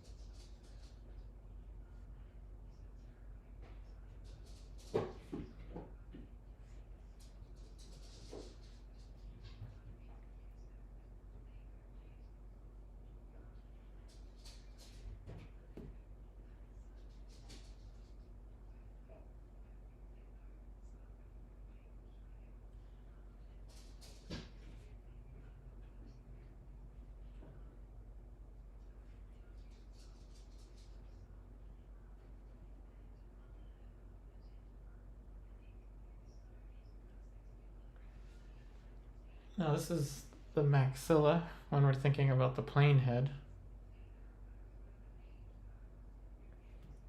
and how it curves into the face. Well, trial and error. I'm not gonna get it right away. I know that. I mean, I hope I do. Sometimes I do.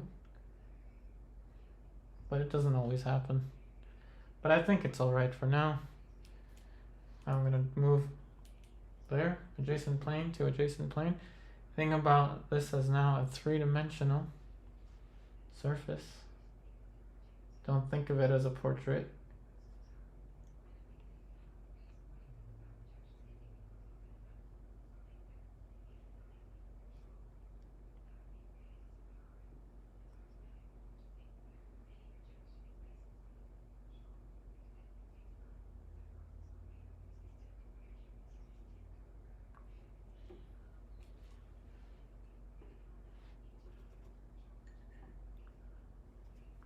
But definitely, if you like these streams, let me know.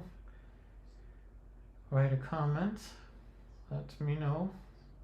Share this with other people.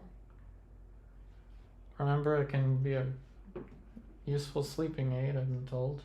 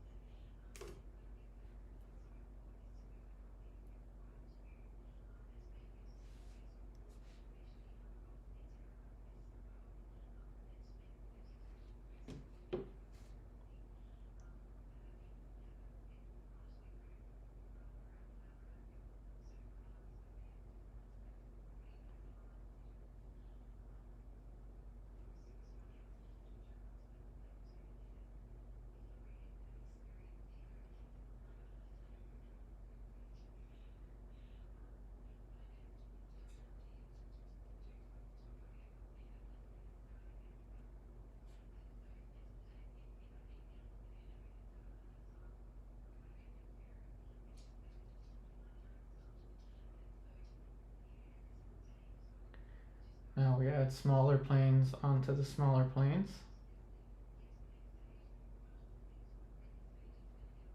I got about a minute for the 2-hour mark. That's where I'll take another break. And we'll play Hugo's video again for those of you that haven't seen it.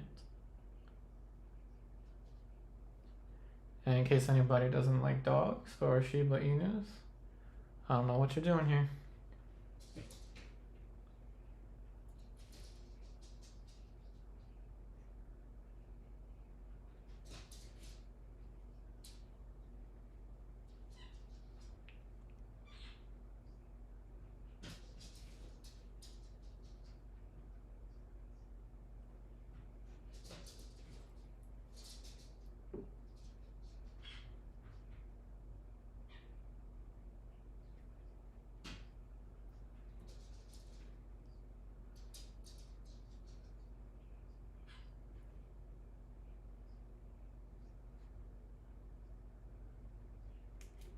Okay. So that is the 2-hour mark. That means I'm going to take a break, stand up, move around a little bit. Then I will return and we will finish up this painting video. So just like before, you're gonna see the little video of Hugo, if you missed it before. It's a video of when my puppy Hugo was 5 months old and he was just learning his first few tricks.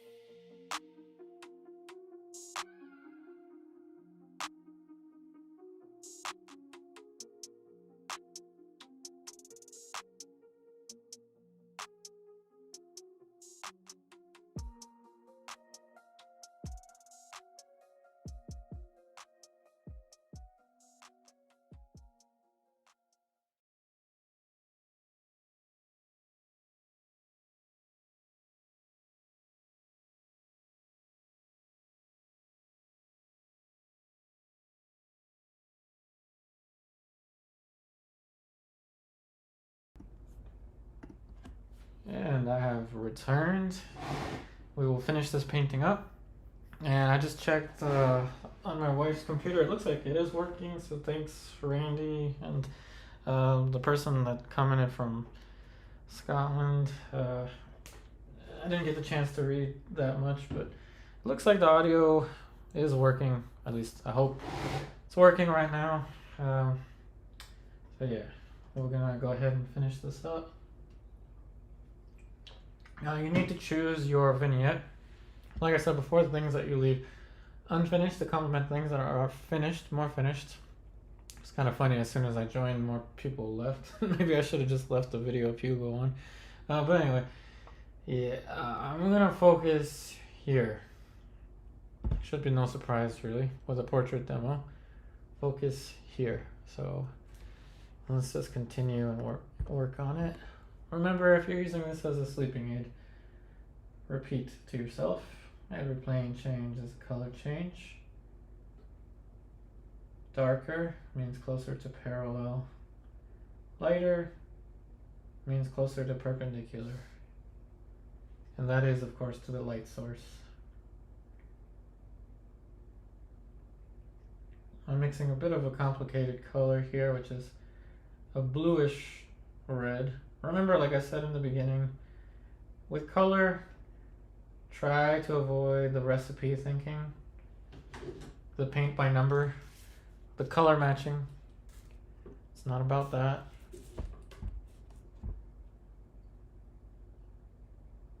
It's about interpreting visual information and creating a painting. Yeah, my stream is all kinds of messed up. So hopefully it'll work tomorrow. So remember, acrylic tomorrow. You're still here. But you'll get used to the schedule as the weeks go by. And with Patreon, I am doing more of a academy style, one painting at a time, so that students can learn by doing the projects in a step-by-step way.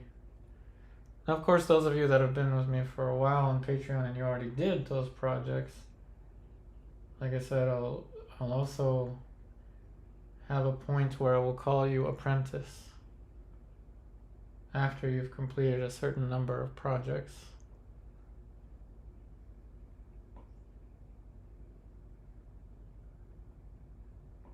And those of you in the group Zoom tier or the one-on-one tier, those will not change, with the exception that the group Zoom will remain on Tuesdays now only. But the one-on-one won't change, and you know who you are. We've been hanging out for years now. I wouldn't just leave you hanging like that.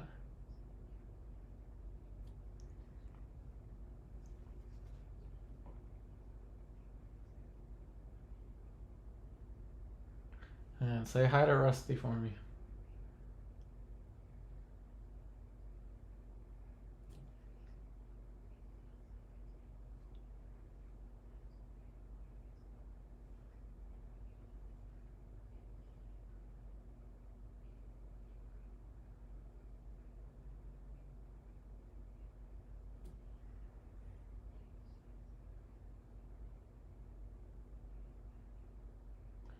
And so far, I have been using this cheap acrylic brush, and it works just fine.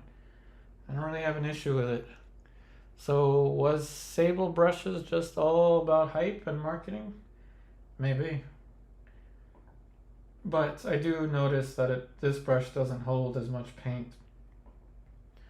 So it forces me to mix a little bit more, but it's not that big of a deal. And cadmium red, what are you doing? Trying to run away. Always trying to run away from me. Bad cadmium red. Bad cadmium red. Trying to get away from me. That's not cool.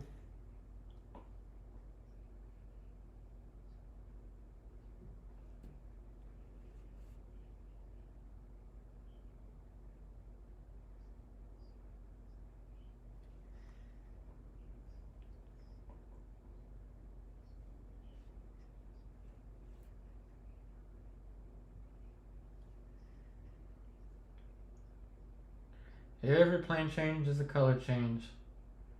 So I'm going in with more of a blue. I'm using cerulean blue, which you don't need, but for a color painting, what you want to do is feel the color.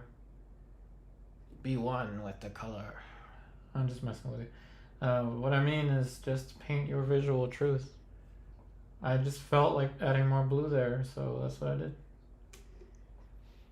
Doesn't have to be any more complicated than I just felt like it. So remember, when you're in a painting group, if you're fortunate enough to be near a painting group, and somebody asks you, how did you paint that color? Why did you paint that color? I just felt like it. You will get to that point.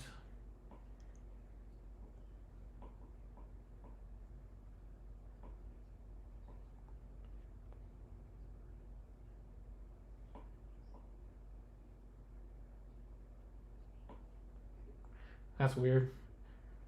My thing is setting ads. Ads will run for some viewers, so yeah, if you're using this as a sleeping aid and there's an ad, I apologize for that. But you know, I gotta make a living. But if you have YouTube Premium, I don't think you'll have an ad.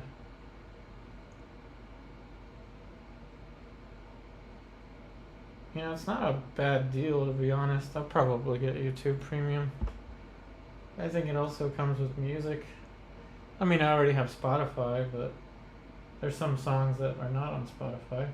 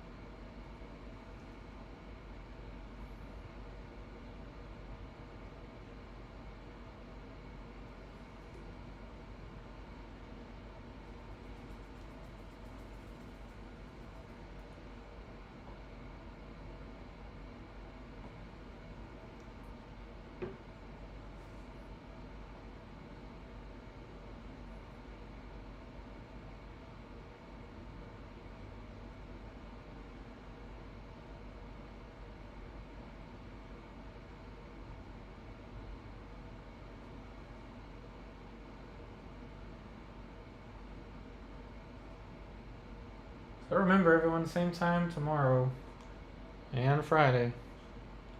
And Saturday will be a pre-recorded.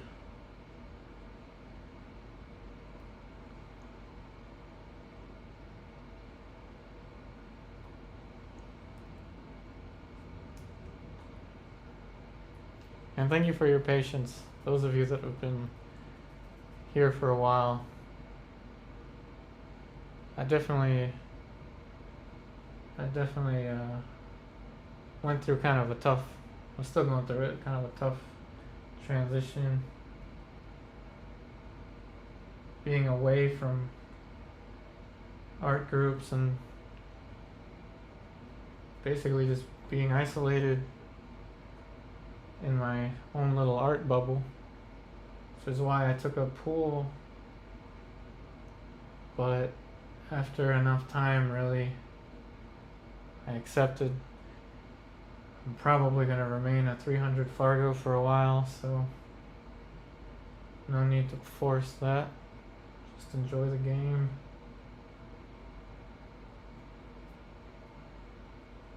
I miss this though. Something about painting that is different from everything else. In particular, portrait painting. There's nothing like it.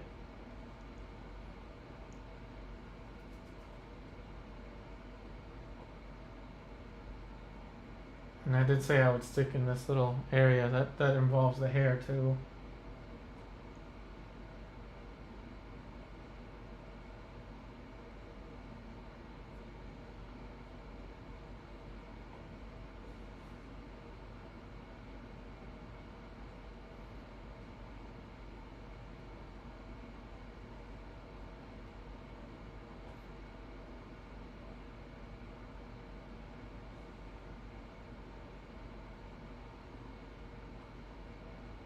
Cadmium green and alizarin, they kind of go well together. I don't know, it's a very bizarre color. Like I said, don't think about the recipe though.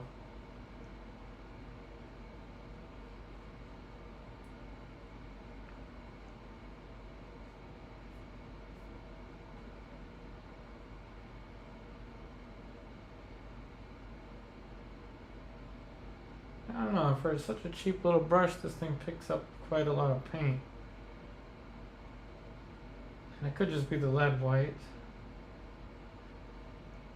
To have more of an inky type consistency, thicker paint, and of course with ALLA PRIMA this is very important. Thicker paint, mix a lot of it and then thin it out with a medium, and it does something like this. Creates kind of like an inky, flowy kind of texture.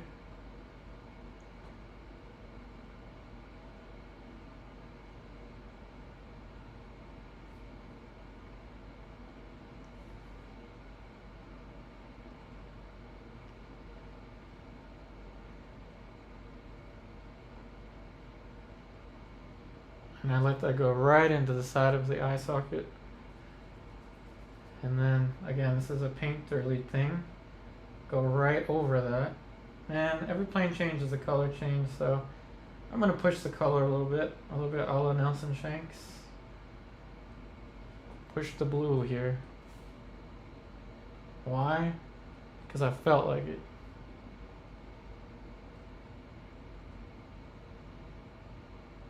Now remember, every time somebody asks you, why did you paint that color? I just felt like it. Stop falling into the traps of how did you make that color? It's not about how you made that color.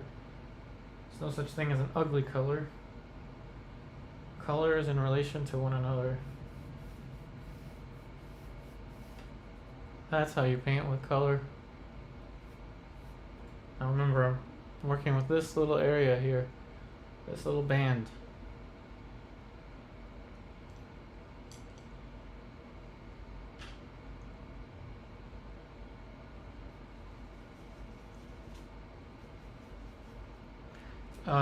Even though I said this little band, I did mention something about when you're painting head and shoulders. Try as much as you can to have something for the shoulders, and I already do right there, but I want something more.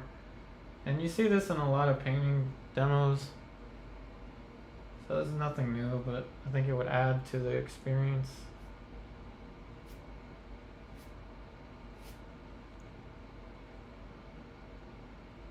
To the vignette.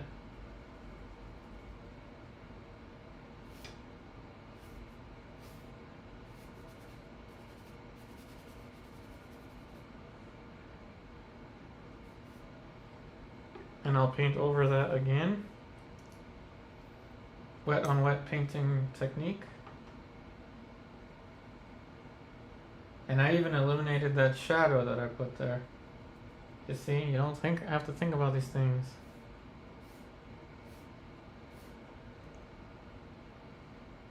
Just feel, paint what you feel, and be free.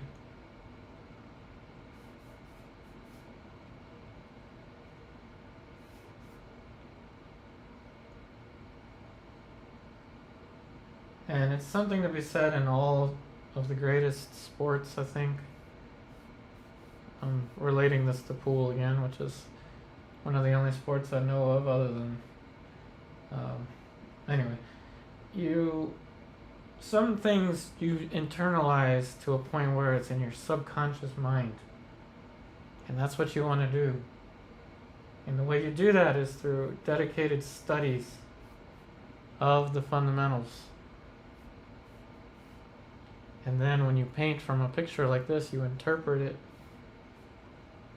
and you just react.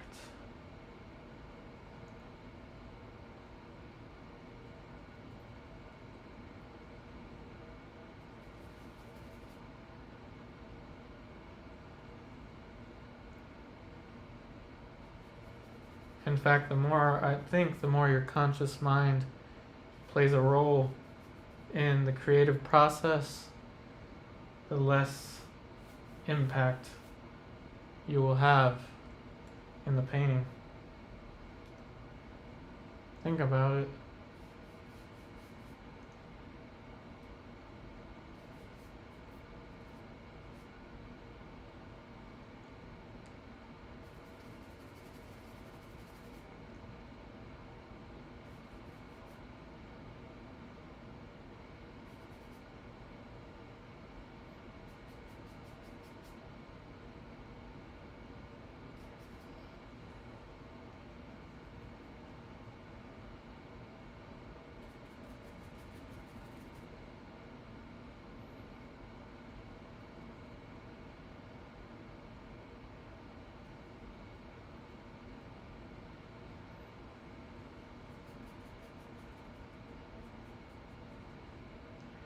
And if you made it this far in the video, give yourself a nice pat on the back. You will go on to do great things with your paintings because you had the patience to go through this video.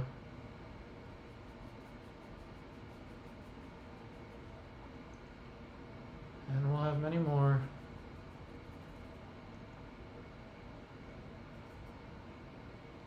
So if you missed this one, don't worry. If you gotta go to work, don't worry. Be happy. I'm just kidding. But anyway, yeah, don't worry. We'll be here.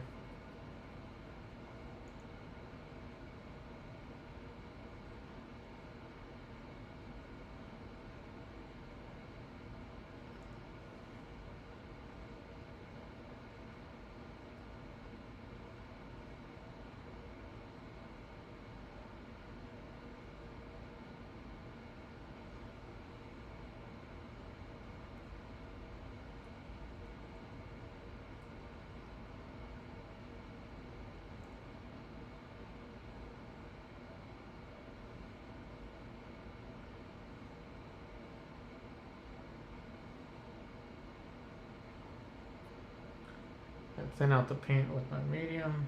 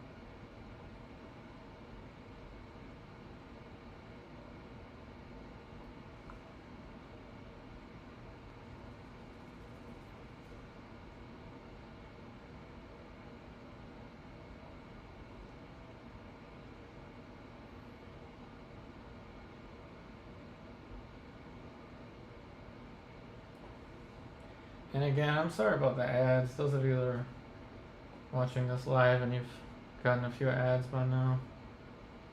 But you know, they pay for the groceries, and with inflation and all, things are not getting any cheaper. And I have not upped my prices on my Patreon in 4 years now.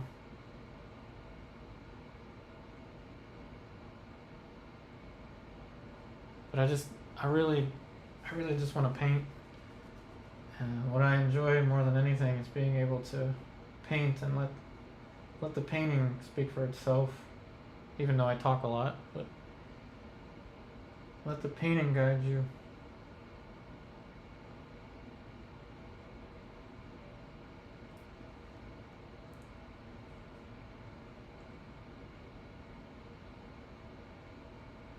And remember, I can't learn for you. You have to put in the time with the projects. in the classes. Remember that.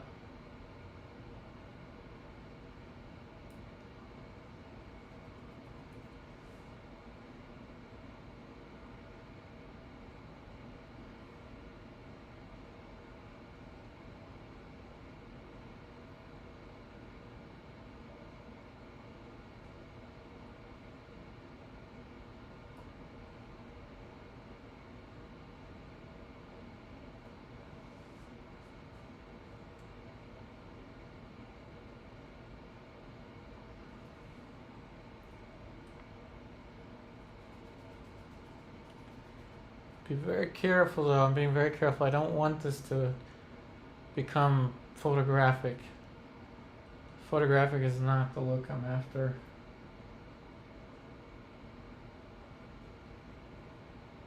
I'm more interested in the intricacy of light and shadow, form, all the stuff that the old masters used.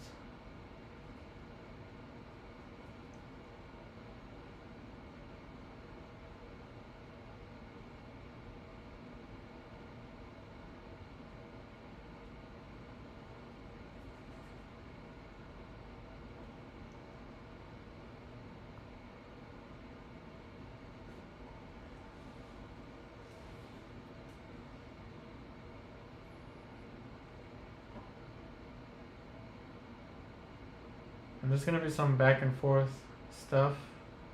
I haven't done any back and forth yet. I don't think I'll have the time to, but just have the patience. Remember, patience is something that you build over time with anything. And if you started painting later in life, then you understand when you learned what you needed to learn for your career. It took time. The important thing is you already know how to learn. You learned how to learn.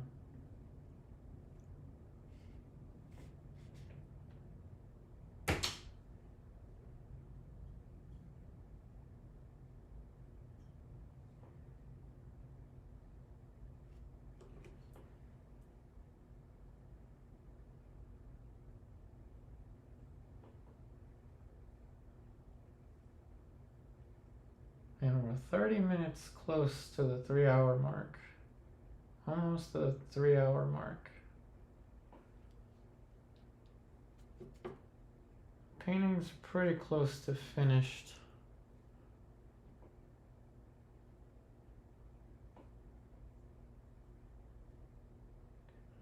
And even though it's been kind of interesting with my chat box not working, I hope that this has been a pleasant experience for you.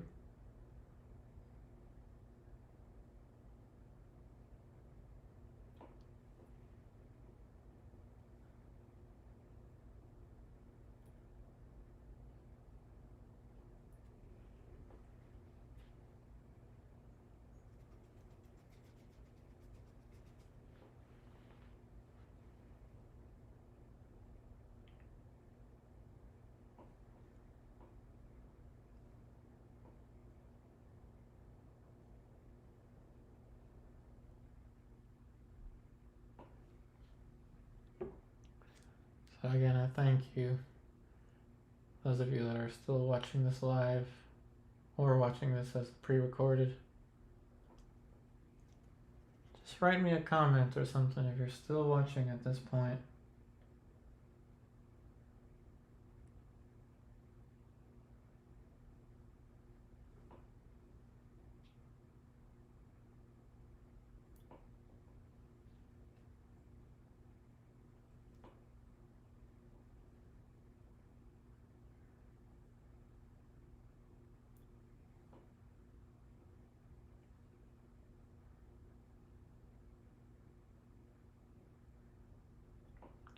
And remember, color of the light in relation to color of the shadow. And you know the rest, right? Can you finish my sentence? Or my fragment? Can you finish my fragment? Darker, parallel, lighter, perpendicular.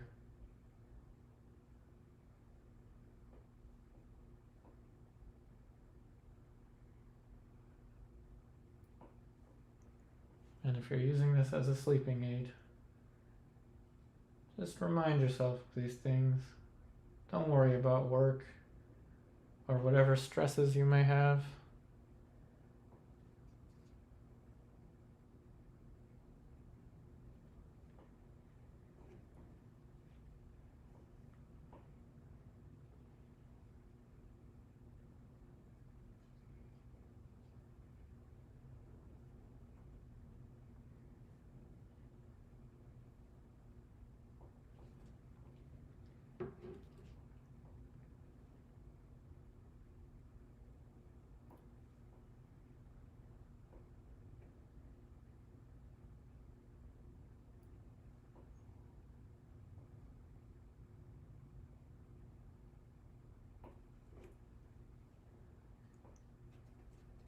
We're closing in on the fullness of the form.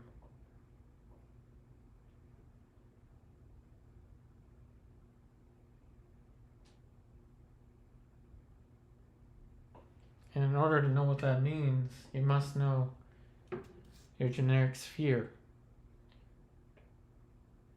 And I challenge you, if you struggle with your generic sphere, try to paint or draw a sphere using your imagination and try to make it look as realistic as possible without any reference, none at all. And you will find that in your own mind you already have a conceptualization of the generic sphere. And if it needs any kind of tweaking, definitely seek out help. There's so many people out there that can help you with your generic sphere. But always know that it's just something you need to remember. It's not an end all, it's not a cure to everything. It's just something you need to know.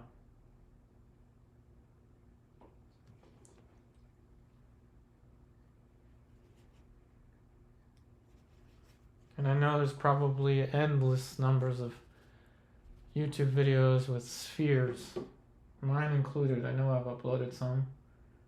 I uploaded one of an apple, titled Your First Oil Painting, I think, many years ago.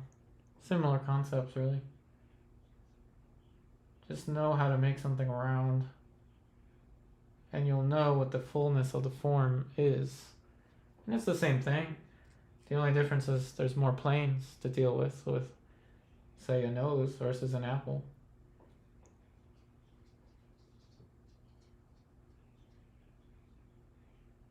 But the end result is basically the same. Just making something look round. So don't overthink it.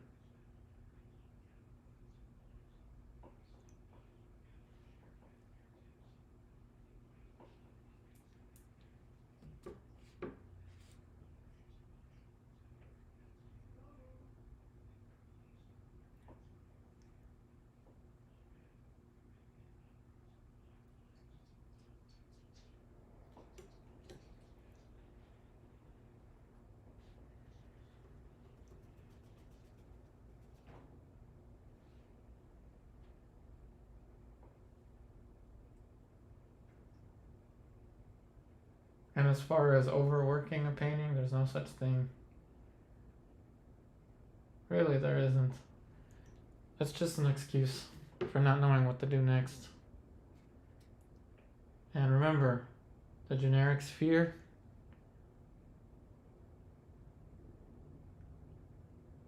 if you have mastered the generic sphere in your head, all you really have to do is spend the time painting portraits, and you will figure out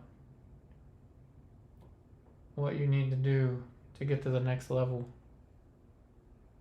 And it's an exciting time, really, because there's so many resources now to get you to that level. It's an exciting time to see what the future of representational painting will be.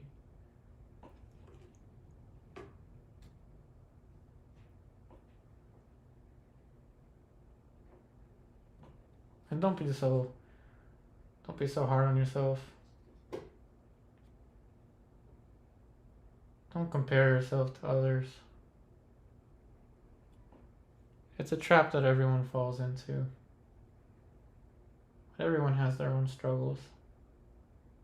I tell you, everybody. And if they say they're not, then they're lying.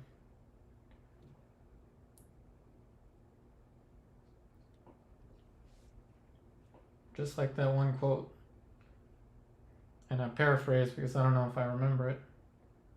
Life is pain. Anyone that tells you anything different is selling you something. Selling something to you. Life is pain. Anyone that tells you something different is trying to sell you something. And if you have been watching up to this point, comment down where that reference came from.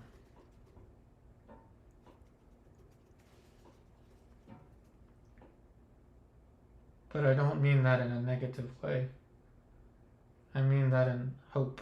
Remember I said you go through all the feelings in a painting? Hope. Have hope. I have hope in you. I've seen it happen with some of my students. And I want to see that happen with all of my students. To succeed.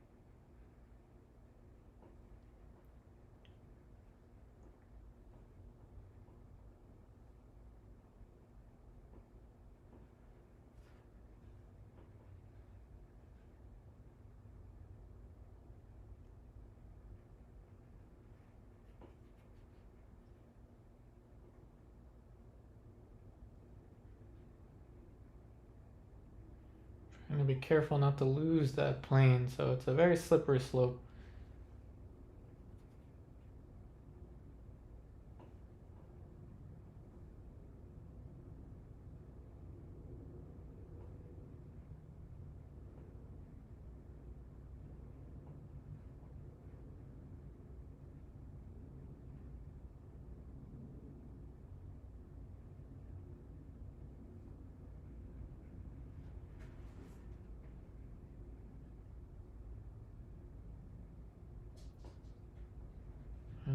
as cautious as possible to avoid the painting looking photographic.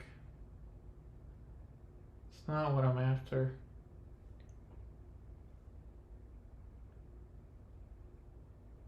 It would be defeating to try to make this look like a photograph.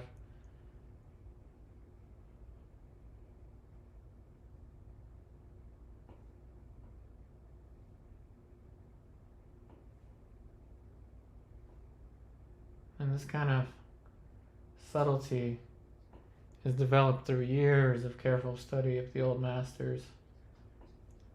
Years of study with teachers that have studied with Nelson Shanks and Henry Henchy, Michael Aviano.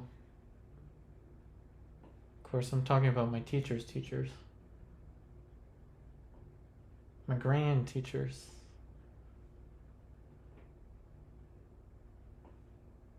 Maybe one day I'll be someone's grand teacher.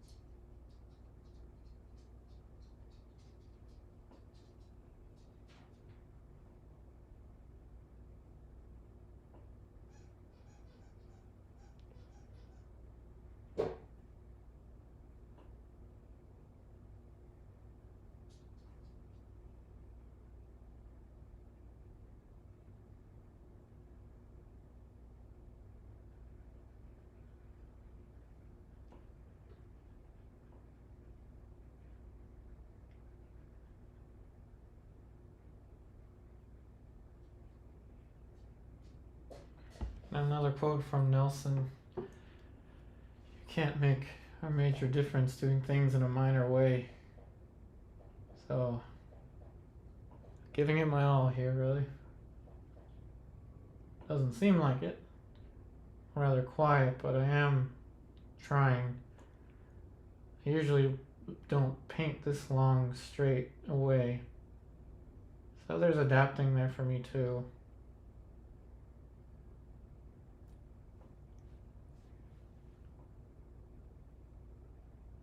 And that being said, I don't usually do this much in a painting in one day. Unless it's a studio painting, of course, that's different.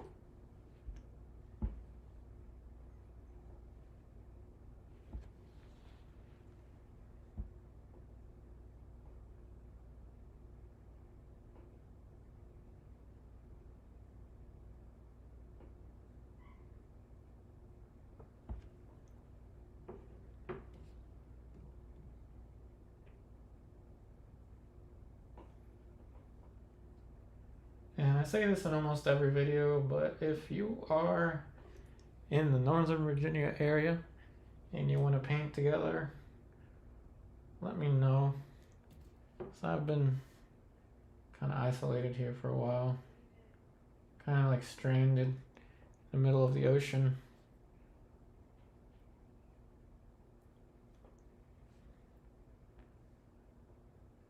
Screaming, is anybody out there?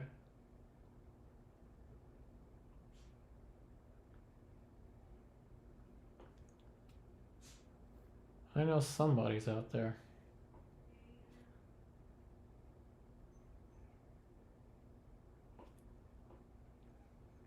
But it is my fault. I need to reach out more.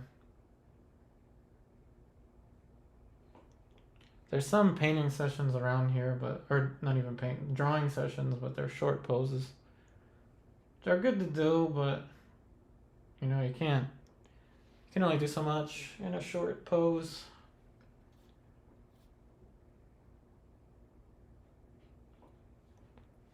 It's kind of like playing pool on a 7-foot table. Those of you that play pool, nothing wrong with a 7-footer. My teacher has a 7-footer, but it's a different thing, really. I mean, it's not that different, but it is kind of different.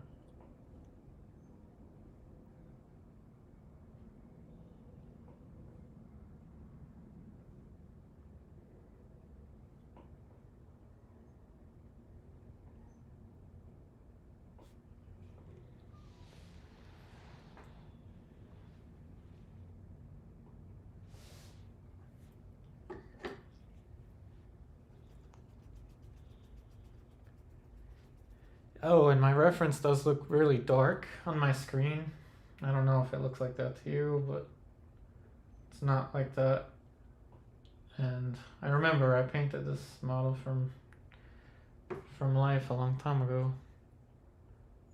So a lot of this is kind of memory.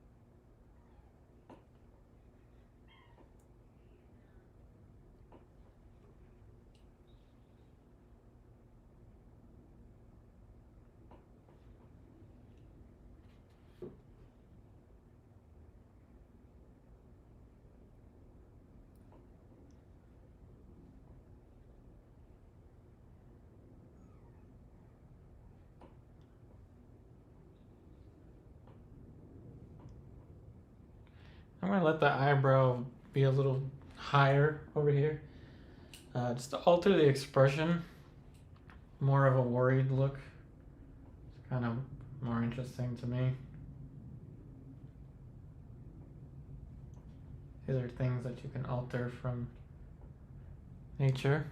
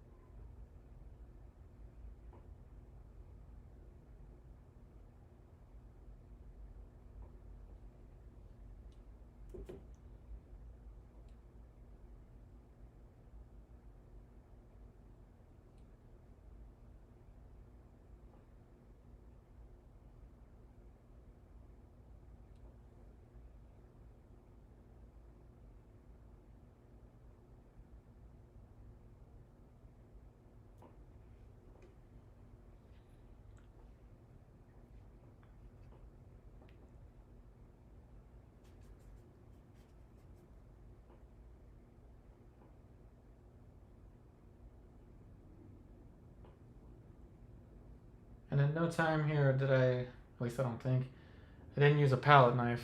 I mean, I've messed around with doing a painting almost completely with a palette knife or completely with a palette knife in the past, but most of these mixtures are done so that it's not a pure mixture. It's not straight white or red. I'm letting these mixtures kind of intermingle with each other.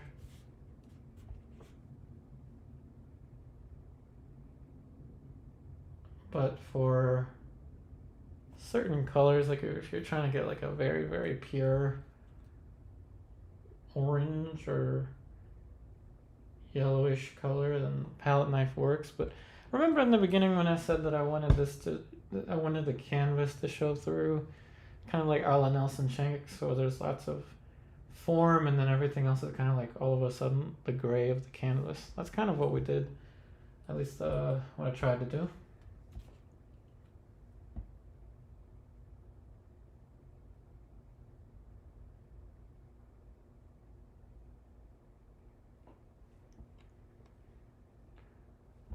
So online students, I'm going to be a tad bit more strict now.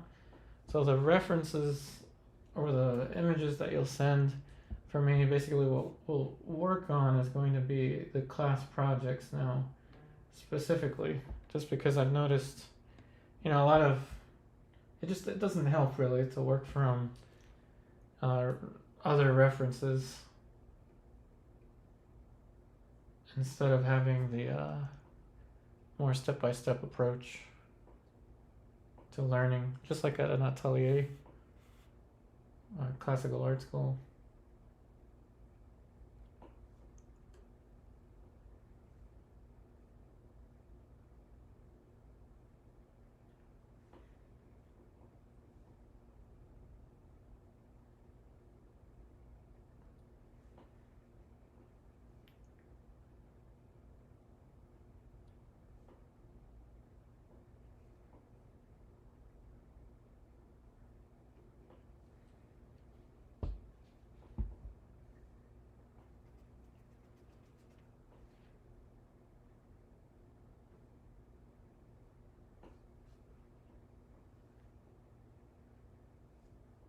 Remember, this diagonal is what we're working on.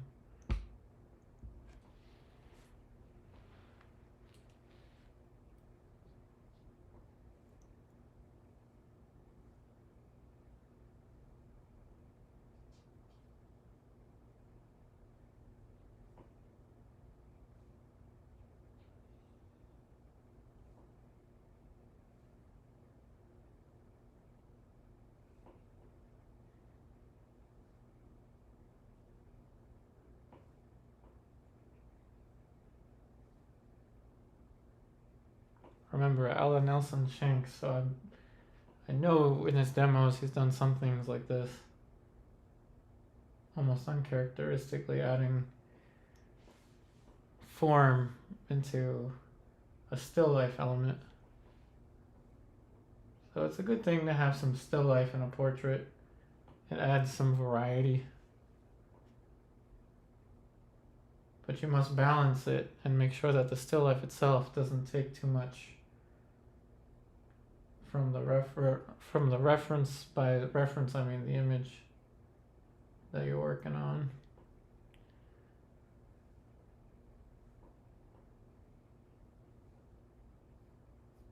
Okay, so home stretch here.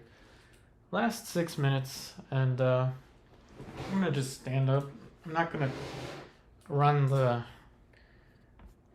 video for the break. I'm literally just gonna stand up.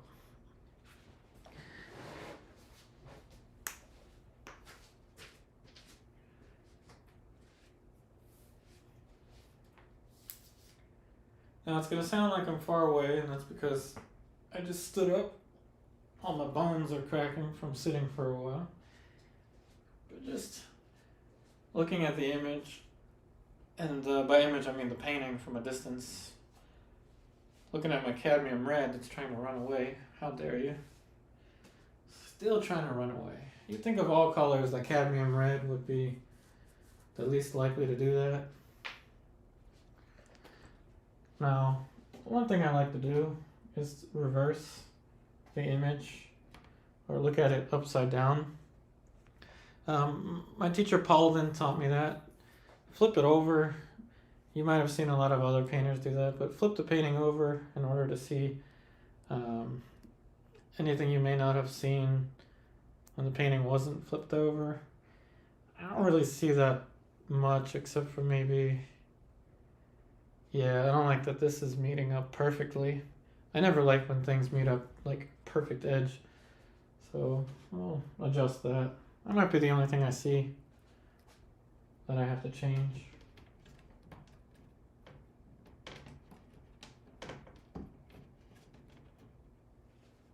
But again, I'll stand back again. I'll stand back.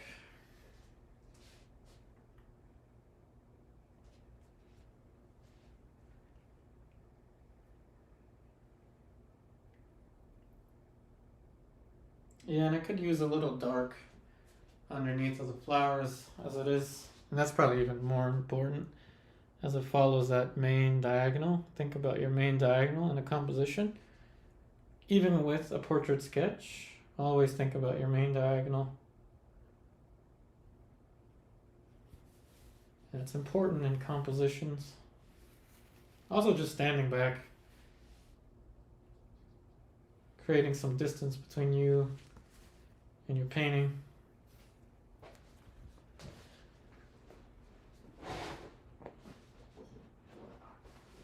And by all means, avoid the Carolina Reaper. You know, I like to just add something random in there in case you're paying attention. If you've been watching this video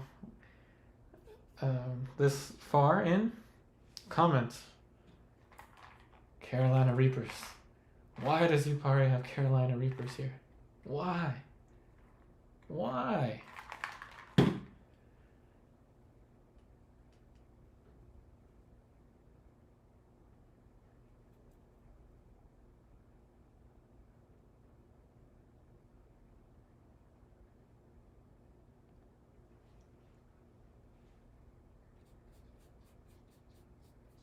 Added a little bit of medium there, of course. But this has to go along with the main diagonal.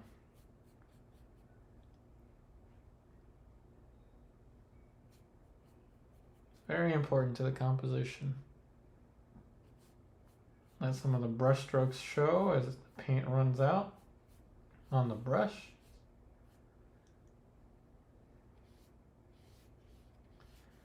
Paulden would tell me, and the other students, when you're painting something from life and something looks vague, paint it that way, the way you see it. Don't try to force information that doesn't have to be there. Meaning, yes, this looks quite strange and unfinished, but it's taking a lot out of me not to finish it because I'm trying to leave the vignette. And maybe this could be a little darker, but before we do that, this light, adjusting it a little bit. And at this point, I'm not even looking at the reference. I don't have to, because we're not trying to copy it.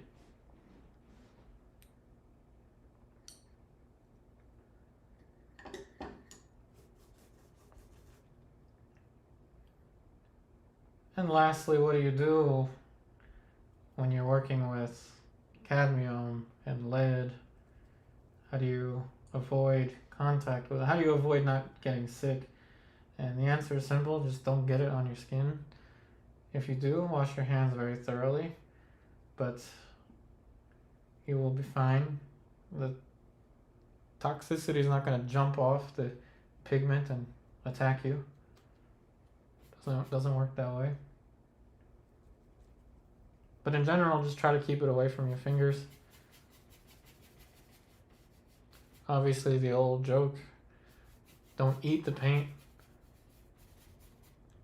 Just try to keep it away from your fingers. You'll be fine. When you wash the brushes, make sure you have a designated sink. If you don't have a designated sink, use use a bucket, fill the bucket with water, clean it with soap using the bucket, and then you will avoid the lead being anywhere near your sink, and it basically gets cleaned off with the bucket. Save that and give it to your stepdad who works with mechanics and has a hazardous waste thing. And if you don't have access to a way to dump hazardous waste, not that it's a lot really, to be honest, it's not a lot, right? This isn't even pure lead.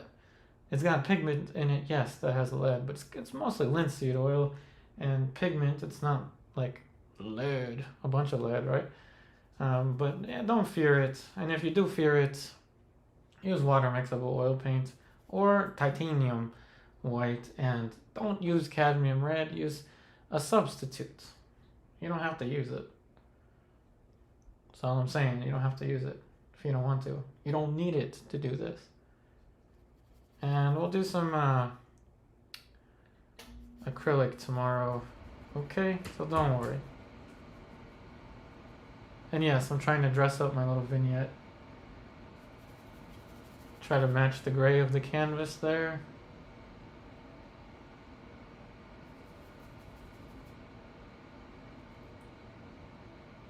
This part's totally unnecessary, but it's just for the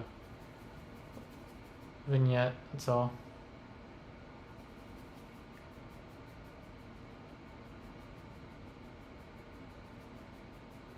Creating a little value range down there.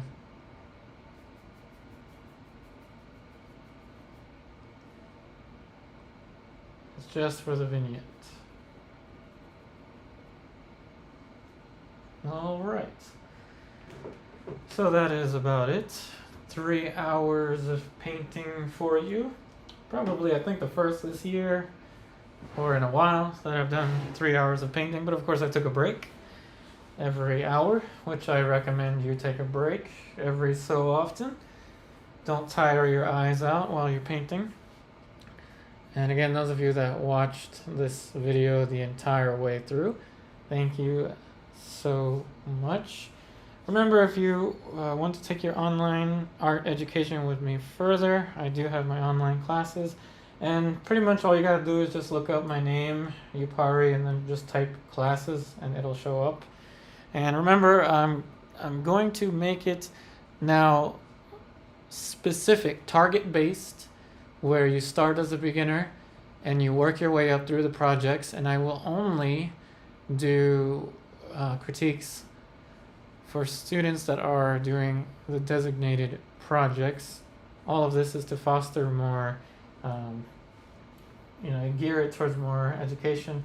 But anyway, not to bore you too much with the details, I wish you all the very best, and I'll see you tomorrow.